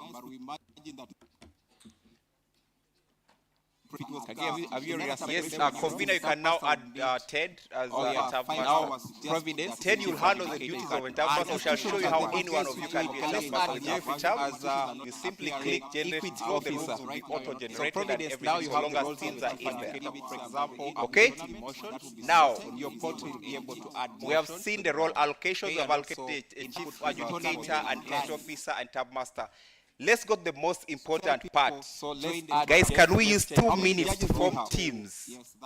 So how teams work, if Bill is my teammate, I go to my portal, then under team request, Irene, you can just show us. Under team request, yes, I enter team name. Okay, you first put in the preferred name. So the person who is initiating the request has the rights over the team name. Are we together? So you enter the team name and then search for who you want. If you haven't joined, please join now. Join now. We need as much data as possible. So please try to do that. Like in 2 minutes, try to debaters only. Judges don't try to form teams. Debaters only. I'm gonna try to send that team request to a joke. Okay. Who is a joke? Is a joke around? Yeah. Yeah, a joke, kindly go to your portal under team request and accept. Yes, okay, let's do like this. Fresh, have you joined as a beta? Or can you send Rin, have you joined the tournament? Yeah, can you send Rin a team request and then we see how it works? I already sent a joke, Isaiah. Oh, yeah. Oh, okay then. Isaiah, so once they approve, that status will update itself automatically. So Isaiah is supposed to go to your portal and then approve. Guys, can we use 2 minutes to see whether Isaiah so how teams work accepted or rejected my photo your team request? Team request. Irene, you can yes. just show us. Now the team is fully formed. Okay. The team is fully formed of Rin and Isaiah with the team name. So the person who's initiating teams are coming up. That's beautiful. Let's create the team names. If you're having any challenges, we want to test swiftness of the system. Okay, so the system at that point is like any normal tournament. We have to get a multiple of 4. Are we together? Yeah, we have to get a multiple of 4, and then we have to have at least an equal number of judges, a number of judges equal to the number of rooms. Okay. The system auto-generates the rooms depending on the teams available. Rin, how many do we have so far? Guys, kindly join and make teams. Send your partner a team request. Accept and we proceed. I think we so far have 10. That's a very small number. If you're having issues with pairings, kindly just raise your hand. Yeah.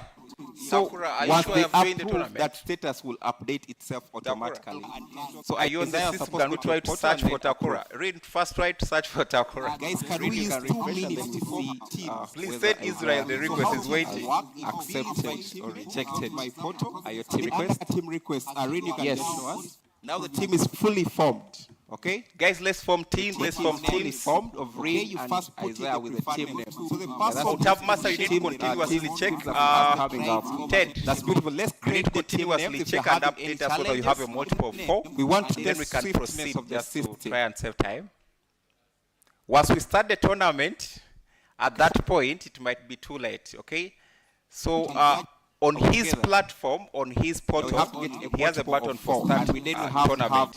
If you are ever assigned a tab master, don't click on that button up until you are sure everyone has registered. The system auto-generates the rooms depending on the teams available. Because we can't start a tournament how many do with we a have so number far? less than Guys, kindly join and make teams per room. Yeah. That's the only thing you have to look out for. I think we so far have add it 10. automatically. The only thing you can do is go and add description. For example, if you want, just describe that on the platform. Tab master, how many teams do we have? Once they approve, that status 13. will update itself automatically. 17. Okay, guys, we need more teams. Try to search for Takura. Convener, how many teams do you put in the out rounds? Please send Israel, the request is waiting. Accepted or rejected. How many do you put? Yes. Because that should be the minimum. Team is That's fully the task formed. you have given us. Okay, guys, let's form teams. Let's form teams as the minimum number of teams to form. You can go back to the master, you need to continuously check. Even Rin can also check it out. Let's create the team name. Anyone can check out so that you have a multiple of 4. We want to then test we can swiftness proceed. of the system. Yeah, you go to view tournament Once and we then start the tournament tournament, details. at that point, it might be too late, okay? So, on his platform, on his portal, Yes. he has How a many button did he form. put? We need to Oh, have 8. at least How many an tab equal masters? number Don't of 16 judges on that. Yeah, that should be the minimum. up until So, you are sure. yeah, he's bringing us to quarter The final. system How many tab masters? How many teams do we have? Yes, Yes, available. we can't start a How tournament. many do we have so Number far? less than Guys, one. kindly join and make Teams per room. Adding as a QR code. The only thing you can do is go and can you try to refresh first? Then I'll see why your device specifically is doing that. Master, how many teams we have? Webmaster 17. Okay, guys, we need more teams. Has anyone experienced or received how many team requests requests out from Please said Israel, the request is waiting. QR code? Rejected. Are your team requests? How many teams you are very Yes, because that should be the minimum. Team is fully formed. Okay, guys, let's from teams. Chambuster update. Master, you need to continuously check. That's good. But let's create continuously check out so that we have a multiple four. We want to test. Yeah, you go to view tournament. Once we spread one team, let's 3 teams join. Guys, let's form more 3 teams and then we can proceed. So on his platform, once you have the 3 teams, we can proceed. Keep refreshing and updating us. So bring us to quarterfinal. How many do we have? Now at 22. Oh, that's good. We need more too. We need more too. Adding as a QR code. The only thing you can do is one. Can you try to refresh Okay, as we are doing that, who has successfully joined as a team? You are part of a team. For example, Isaiah, please do a conflict for who has joined as a judge. We need to test out the conflict. James, Isaiah, please go to conflict management, and then put in a clash for James to see me. We want to see whether or not we are located in the same room. And then, Jeff, you need to approve that. Or we shall have to one you reject, one you will approve. Yeah, we need one more team. One more team to go. If you have joined as a debater and you have not formed a team yet, kindly do so. One team, let's read. We can start. Guys, stop joining just so that you don't delay us again. Just stop. Yeah, we are 24. Yeah, stop making teams. Stop sending team requests. Let's proceed with that. How many judges do we have? Let me confirm that.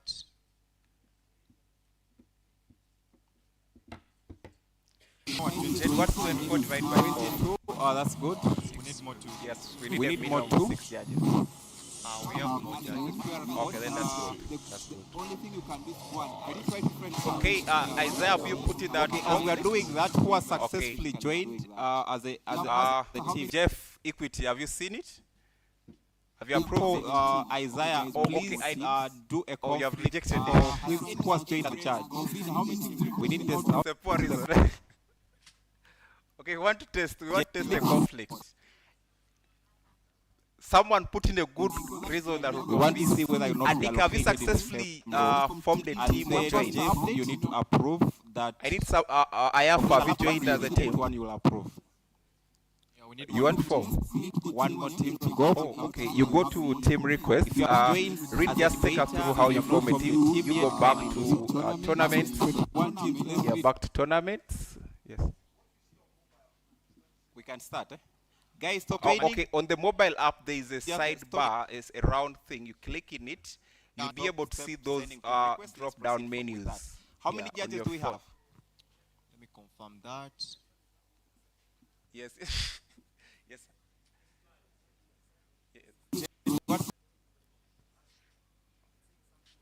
We need more too. Isaiah, what is the status on your side for conflict? It's pending. Okay, or you can't Isaiah, you put it that as we are doing that, who has successfully joined as the team? Jeff, Equity, have you seen it? Okay, anyone submit a conflict? You approve Isaiah, please do a conflict. You have rejected who has joined the charge? We need this now.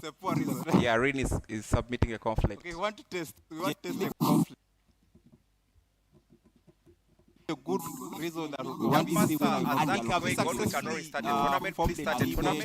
you need to approve. You go to round. I need some. I have joined as a team. One you will approve. You want form? One more team to go. Oh, okay. You go to team request. If you are joined, just take us through how you form a team. You go back to tournaments. Yeah, once you press tournaments, it simply means you have closed registration. is a sidebar.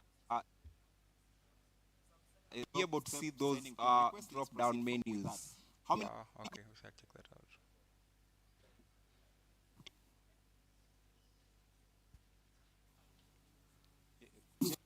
Rin, try to check out Ted's spot one to see.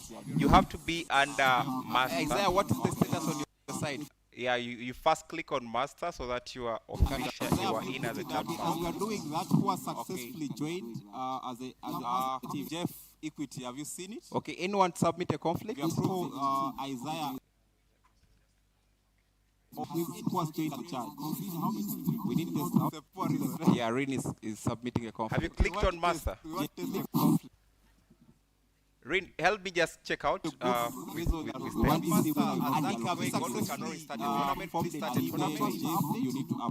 to round. I have Fabi joined as a team. One you will approve.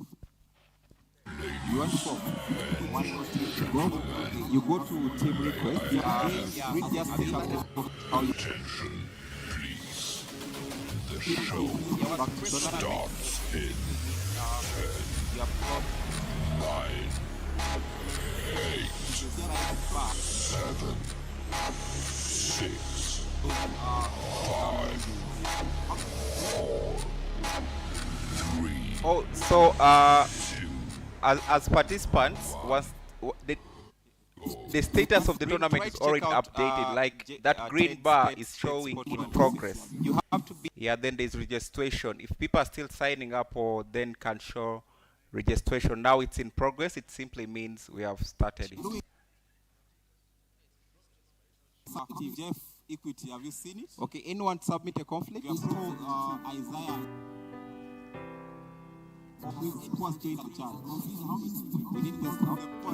Right from the start, you were a thief, you stole my heart.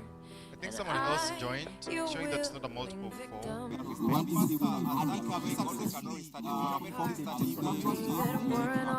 So we need one more team. Someone else joined. We now have 27. Yeah.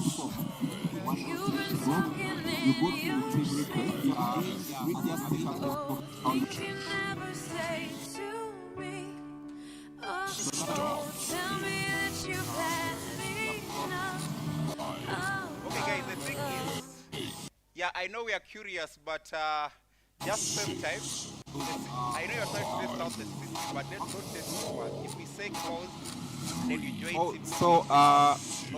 as participants, so the tournament will not accept to start. The status of the tournament is already updated, like that green bar is showing in progress. You have to be then there's registration. If people are still signing up, or then can show registration. Now it's in progress. It simply means we have started.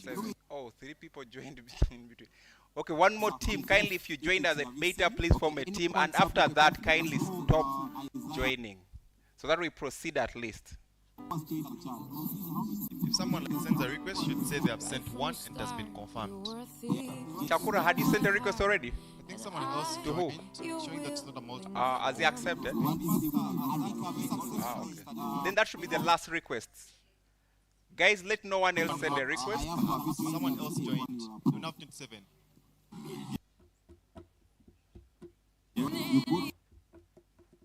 So Tab Master, I think now we can, okay. I don't know whether we can have both views. But anyway, yes, Tab. Okay, the thing is, yeah, I know we are curious. They're still 27. Yeah. Just same time. I know Sakura still there. But let's not take as participants, the tournament will not accept to start. The status of the tournament is already updated, like that green bar is showing in progress. You have to be we are good now. Yeah. So please don't join. Please don't join. Registration. Don't request. Don't confirm team request. Okay, Tab Master, you can start. You can go to first click on master. One more team. Kindly, if you join as a beta, please. Now you can see we have round 1, round 2, If you're a debater, you can only view. Okay, you can only view that round. If the draw is not released, you will not see anything. On the tab master's dashboard, you see we have just appointed him by changing his role. He can see several things like regenerate, draw, generate, draw, and such things. So first generate draw for round one. Guys, check your photo and see which room you are in. If you're a judge, immediately just submit your ballot. Tab master shall be testing your speed by refreshing to see if the draw is there. Just click on the button of generate draw.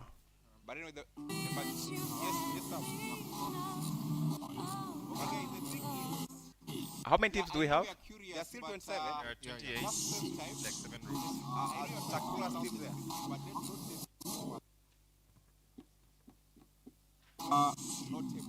As participants, the status of the tournament is already updated. Like that green bar is showing in progress. You have to be. Yeah, we are good now. Yeah. So please don't join. Please don't join. Registration now. Don't confirm team request. Okay, Tab Master, you can start. You can go to first click on master. Okay, one more team. Kindly, if you join us later, please. Now you can see we have round 1, round 2. If you're a debater, you can only view. Okay, you can only view that round. If the draw is not released, you will not see anything. On the tab master's dashboard, you see we have just appointed him by changing his role. He can see several things like generate, draw, and such. So first generate draw for round 1. Guys, check your photo and which room.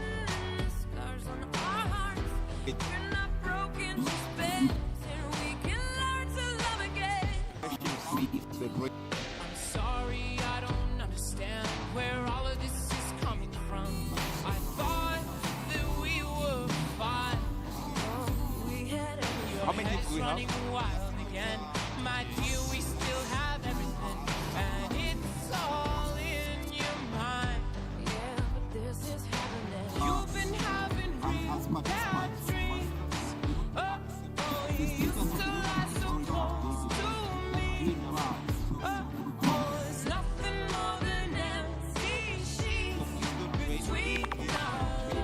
Okay, guys, what happened, and which is a very important lesson for the system, is that at the start, 6 rooms were created depending on the number of available. Now you can see we have round 1, round 2. So when we as a tab master, if you are ever appointed a tab master, it's important first make sure you have a multiple of 4 as the number of teams, so that when you start the round, by changing his role, the rooms that were generated were enough for those rounds, and it's not possible to add other teams. So I think the IT team will fix that. So Rin is creating a simple tournament. Please just do 3 rounds, okay? Just do 3 rounds with like let's say 6 teams in the out rounds, because even out rounds are auto-generated. So the system will, if you put 6 teams, it will know we are breaking to partial finals. So it will reserve the top 2, and then the 4 will compete.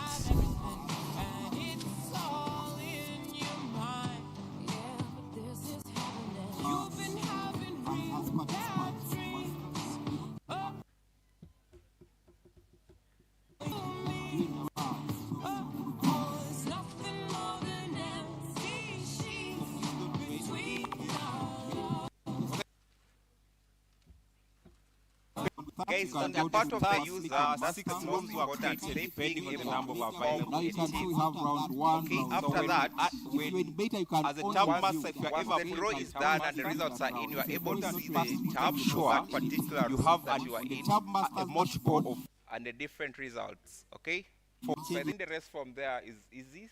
For now, at least we can say that we know how to train and add teams. I'd like to invite you tomorrow if we have any challenges, we shall address them progressively. Thank you. Just do 3 rounds in the out rounds.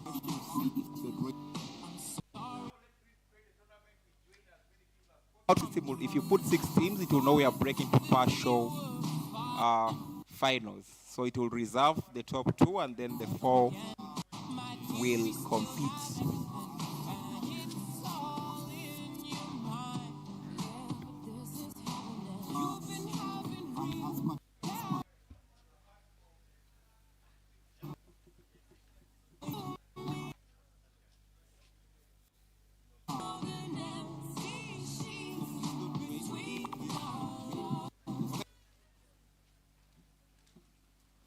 Okay, it's on the part of the user, that's those who are okay, after that, as a tab master, if you are able, the draw is done and the results are in, you are able to see the tab for that particular result that you are in, a multiple of, and the different results, okay? So I think the rest from there is not how it's not possible to add other things. So I think the idea tomorrow, if you have any challenges, we shall address them. I worry about nothing. Thank you. I am wearing a nada. I'm sitting pretty impatient, but I know you gotta put in them hours. I'ma make it harder. I'm sending pick after picture. I'ma get you fired. I know you're always on the night shift, but I can't stand these nights alone. And I don't need no explanation, 'cause baby, you're the boss at home. You don't gotta go to work, work, work, work, work, work, work, but you gotta put in work, work, work, work, work, work, work. You don't gotta go to work, work, work, work, work, work, work. Let my body do the work, work, work, work, work, work, work. We can work tomorrow. Let's put it in motion. I'ma give you a promotion. Okay?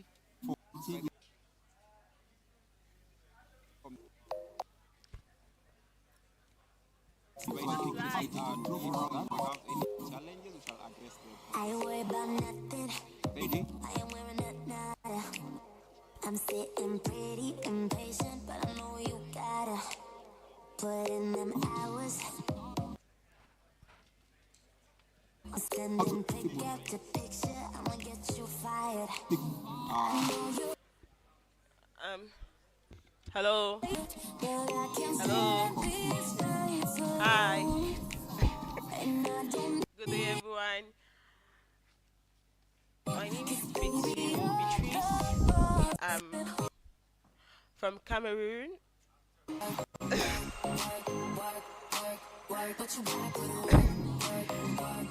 Beatrice. I'm from Cameroon. I'm so happy to be part of the equity team for PDC Kampala 2024. With me, you have Pressure.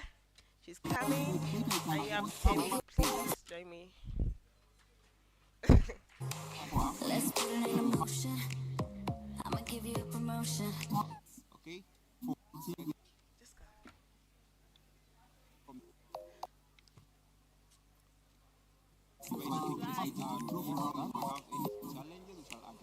I worry about nothing. I am wearing a nada. Hi everyone. Hi. Hi. Hi.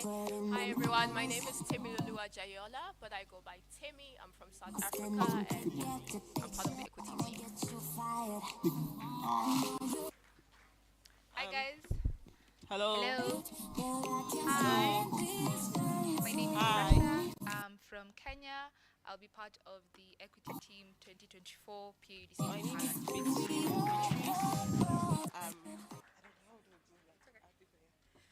Okay, so we're not going to bore you. We just have 5 things. What is equity? When is it applicable? And what are the violations? 2, the guidelines. 3, gender policy. 4, how to raise an equity complaint. And 5, opt-out. Am I audible, please? Okay. So what's really equity? Equity is just a tool to ensure that everyone feels safe and protected while debating at this competition. We must remember that people have real life experience, so please be kind. No one should be made to feel unwelcome by another person's words or actions. So the equity policy exists to specify what behaviors will not be tolerated to prevent violations and resolve conflicts if there are any. I'm short. The equity policy applies to everyone at the competition, debaters, adjudicators, OC, CAP, TAP, observers, and the equity team themselves. When is it applicable? The equity policy applies for the entire duration of the tournament, which includes but is not limited to during debates, the time between debates, including break, prep time, during any formal events organized as part of this tournament, during any social events organized as part of the tournament, or any social platforms during the tournament like WhatsApp. What are equity violations? Equity violations are words or actions that make others feel uncomfortable or unwelcome. Some example of discriminatory conduct that qualifies equity violations are bullying, discrimination, direct or indirect, harassment, including sexual or verbal, victimization, vilification. Please, none of the above actions are restricted to physical actions because we all use as we're all online right now. So even we have conversations with people for this tournament, please be kind to them. What are the protected attributes? Yeah, we have age or age groups. We have people with disability, we have language status, we have institutional affiliations, we have sexual practice or experience, amongst many others. You find the equity policy, which is going to be shared to the group. Sexual interactions and positive consent. Please always seek positive consent when engaging in any sexual conduct or potentially sexual conduct. Example, flirting. You have not obtained positive consent if you do the following. The other party has not explicitly said yes. For example, if they say maybe, that's not consent. The other person is engaging in sexual contact reluctantly or under duress, that's not yes. You are using your social status or position of authority or probably and this and that, to pressure the other party to enter into or a continuous sexual interaction. Please don't do this. In any case you mistakenly find yourself, please apologize, and alcohol will not be an excuse for you breaching the equity policy. Conduct.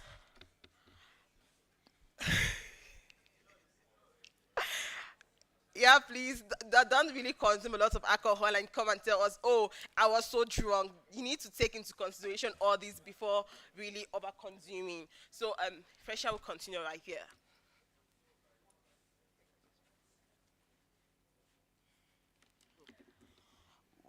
Sexual interactions and positive consent. Please always seek positive consent when engaging in any sexual conduct or potentially sexual It's conduct. good that you're actually paying attention. Example, and the way flirting. you guys are remarking and retorting back at You have- us. you have You're not quite obtained serious with positive what consent this if you equity do the violation will be following. placed against you. Will be taken considerable actions will be taken For against example, you. if they say maybe, So we'd like to that's make all not the consent. participants feel quite safe. The other person is at this engaging tournament, in and it's why sexual we are conduct. emphasizing on all these ground rules being set before. Yes. So looking at on the You are guidelines of conduct, using your social participants are status- required to treat each other with respect.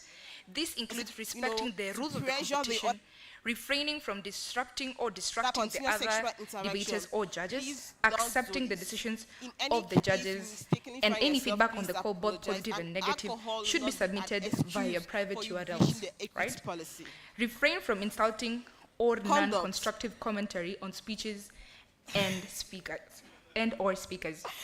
This is pertaining please, within don't the really consume confinement a lot of of the alcohol debate. and come and Yes, tell we've us- said there will be guidelines, even on social events, there will still be equity violation, equity forms that you'll fill, and the equity clash forms and complaint forms will be released once tab is released, but it's just important that for you guys to note.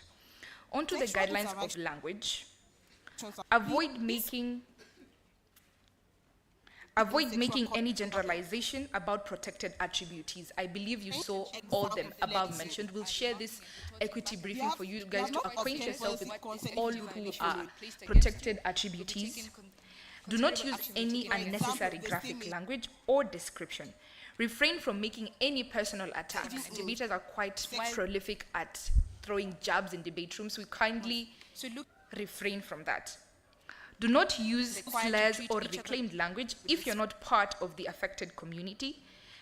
Please refraining from provide a disrupting disclaimer or a disrupting trigger warning in your speeches before stating any of the motions, of the even judges if and the any feedback on motions the or the info slides states a trigger should be warning. submitted via private. We'd also like for you to adhere with like gender policy. Why is this quite important? Use of gender-neutral language as a default, such as they, them. If you're unsure, you can refer to the participant by the position of which they stand in the House, such as previous speaker, members of panel, Prime Minister, Leader of Opposition, and so forth. Participants may state their pronouns while introducing themselves, during rounds and or at any point in the tournament. Participants also have the right to not state their genders, state why they do not want to be gendered, or declare no preference. Intentionally misgendering or deliberately mocking the importance of using respectful language to address each other is a violation of the equity policy. Please refrain. Kindly, if you do not know someone's pronouns, just refer to them by their names. If you do not know them by their names, please just tap them on the shoulder and ask respectfully if you missed it by any chance. Do not use we take these or considerations language quite if you're not part of the affected community. Conservatively. Please Now, from provide a disclaimer. Moving on to opt-outs. Teams may may iron person only if outright. That's the policy was given from the Chief Adjudication Panel. You must opt out of the debate before the debate commences. Not constructive debate. Use of gender-neutral language as a default, such as chairs are also allowed to opt out if they feel a particular motion makes them uncomfortable to the extent that they cannot impartially judge the debate, or uncomfortable with the extent to which the debate may force them to sit through an incredibly triggering discussion.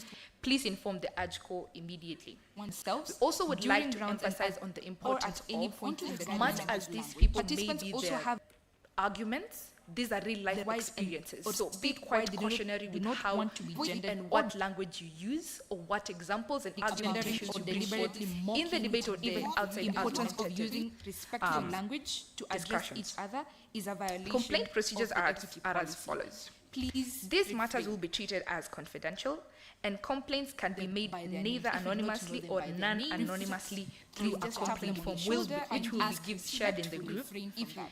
Complainants may and are encouraged to approach a point of contact if you are feeling an anonymous complaint. However, any action will be taken only after consulting the complainant. Participants are also encouraged to raise a general equity-related concern, and if they do not feel an incident, you must opt out of the debate before the debate has occurred. Penalties include but are not limited to warning, apology, barring, or expulsion. Doesn't mean yes. That's not consent. Be quite clear, as you said, positive consent. And if you'd like to reach out to the equity team, that's our WhatsApp contact. We'll add Temi onto it as we share this policy brief with you, as well as all clash forms and all concerns pertaining to equity will be submitted through the official email, which is equitypudc.kampala9@gmail.com. Kindly do not hesitate to reach out if you feel stressed, if you feel overwhelmed, if you feel challenged. Any questions so far? Yes, Takura? The importance of using respectful language to as follows. Please, these matters will be treated as confidential, and complaints can be made neither anonymously or non-anonymously through a complaint form which will give. Wait for tab to come out, then we can discuss how clash forms will be filled. Kindly, that will be done once tab is out for clash forms. Any action will be taken onto your first question. In terms of misgendering, kindly just be sensitive to people and apologize. Does not mean you'll be penalized for misgendering, but be quite sensitive when someone informs you how they would like to be addressed or how they'd like to penalties be include but are not limited to warning. Just add to what she said. I think CAP was quite clear. There's no automatic fault, but this equity briefing and equity stuff is just ensure that you're not hurting people. Yeah, so that's it. We have a brief you, as well as all clash forms and all concerns pertaining to equity will be submitted through the official email, which is to offer emotional support for the 4th. So may the 4th be with you. Thank you. Yeah, like just for discussion, if you're frustrated, I personally, like, if you're just frustrated, reach out to anybody. Like, these are pictures on the equity, but I see, but these other faces, WhatsApp, like, we're really open to everybody. Like, just come and talk. Thank you so much.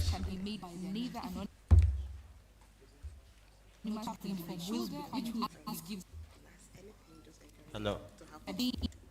In the event that a judge that I clashed is in my room, what do we do about it? Sorry, I didn't get that question. Please, could you just repeat it? In the event that the judge I clashed is in my room, what do we do about it?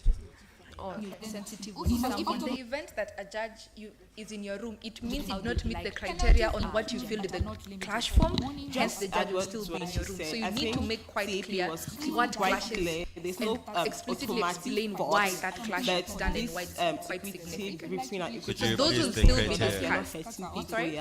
Please repeat the criteria. Okay. Okay, so I'll take the clash for you. You don't just clash because probably Beatrice is so ugly, so you're clashing me. You will not take that into consideration. So this is why you clash.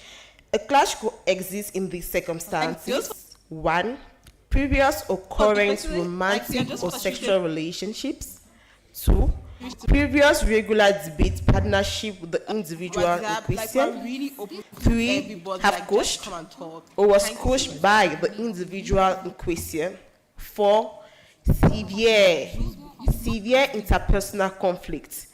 5, contents of race, gender, language-based bias. A clash does not occur in the following circumstances.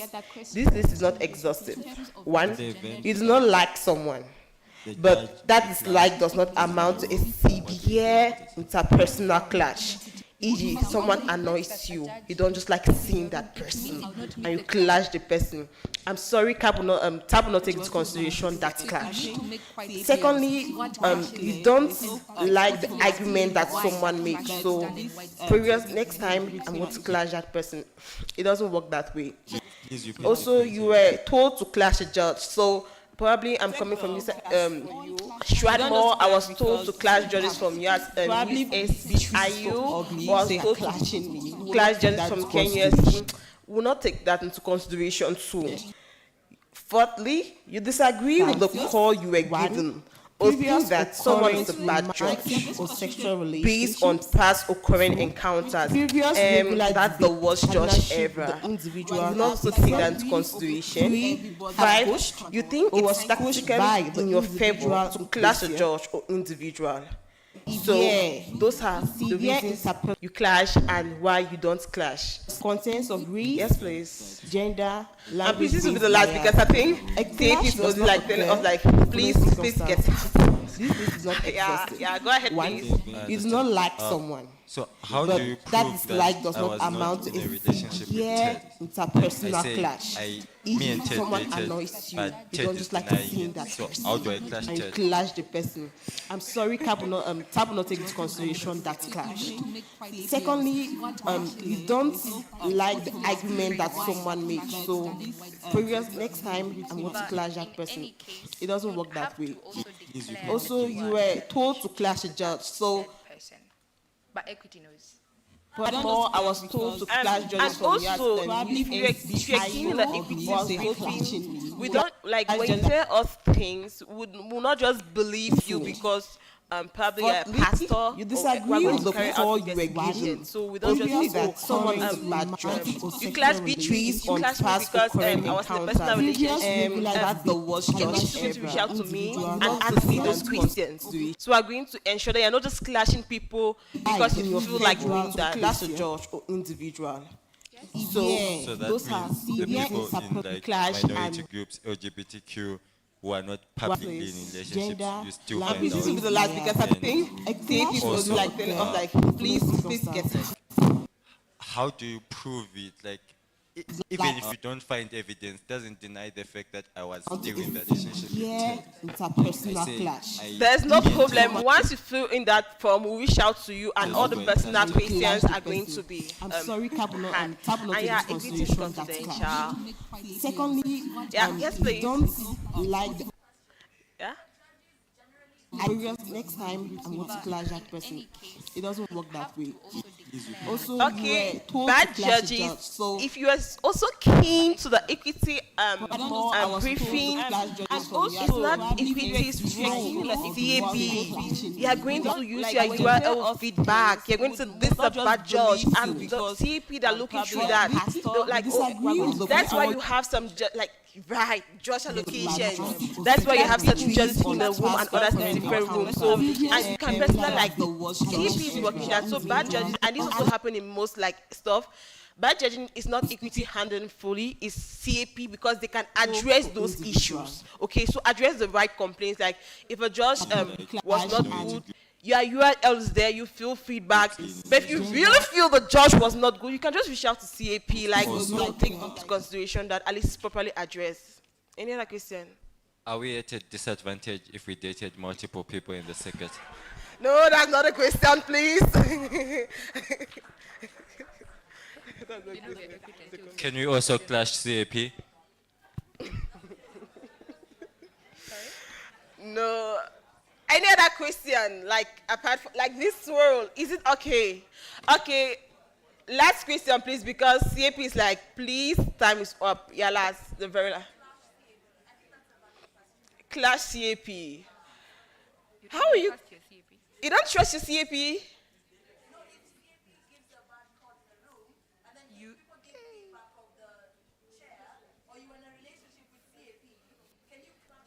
Yes.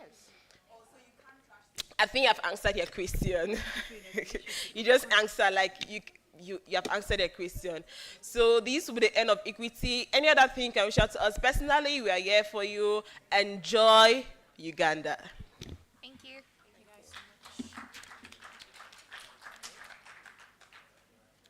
All right, thank you very much, ladies. Guys, we're going to have round one for public speaking. All the rooms for public speaking are going to be in CTF. This entire building is CTF.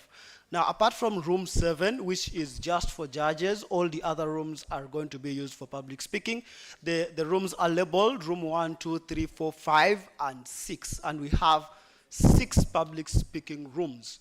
Now, in each room, we have ensured that you have at least 3 judges, at most 6 judges for that particular room.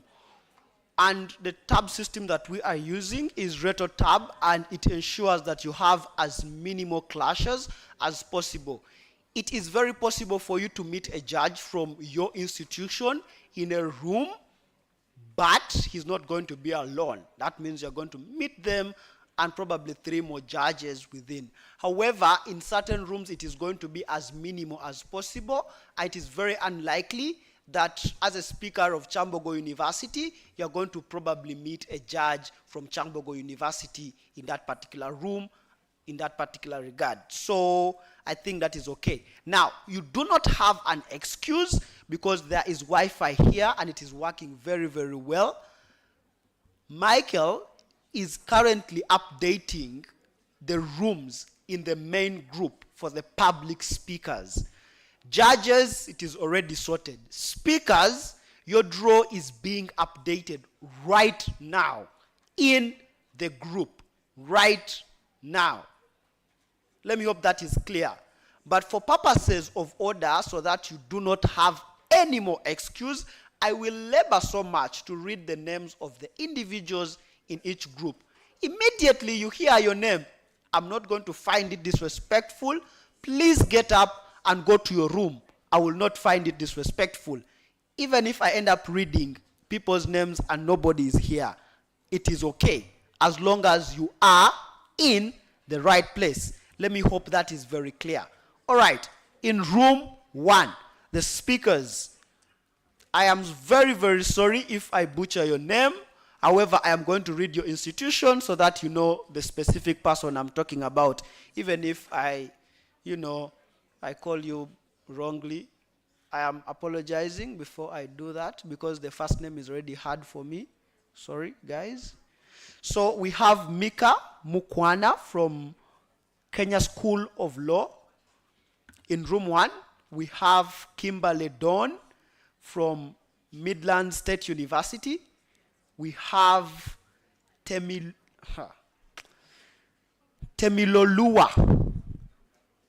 yeah, from Wits University.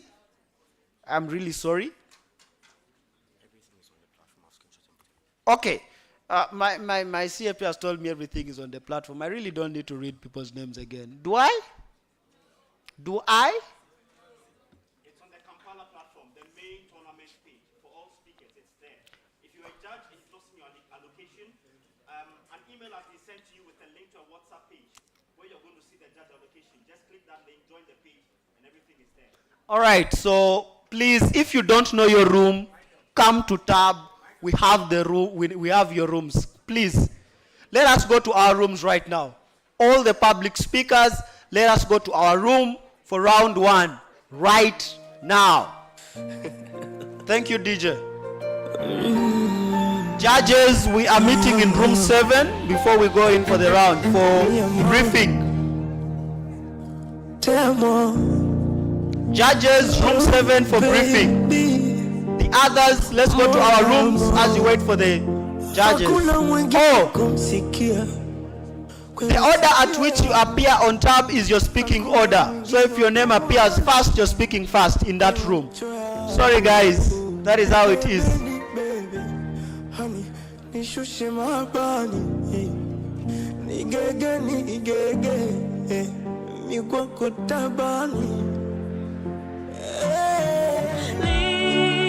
Liberty together we'll always stand. Oh, Uganda, the land of freedom, hard and leather we'll give, and we never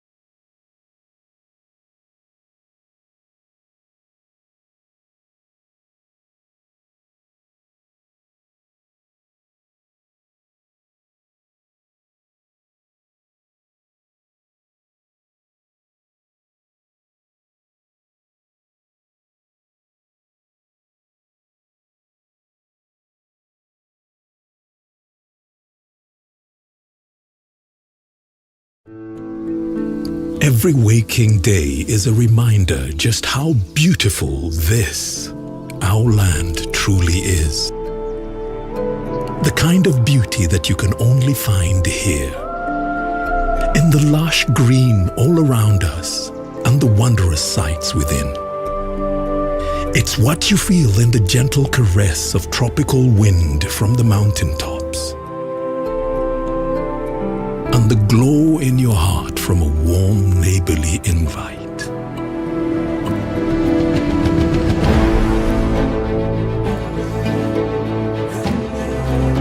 It's in the distinct aroma of our cooking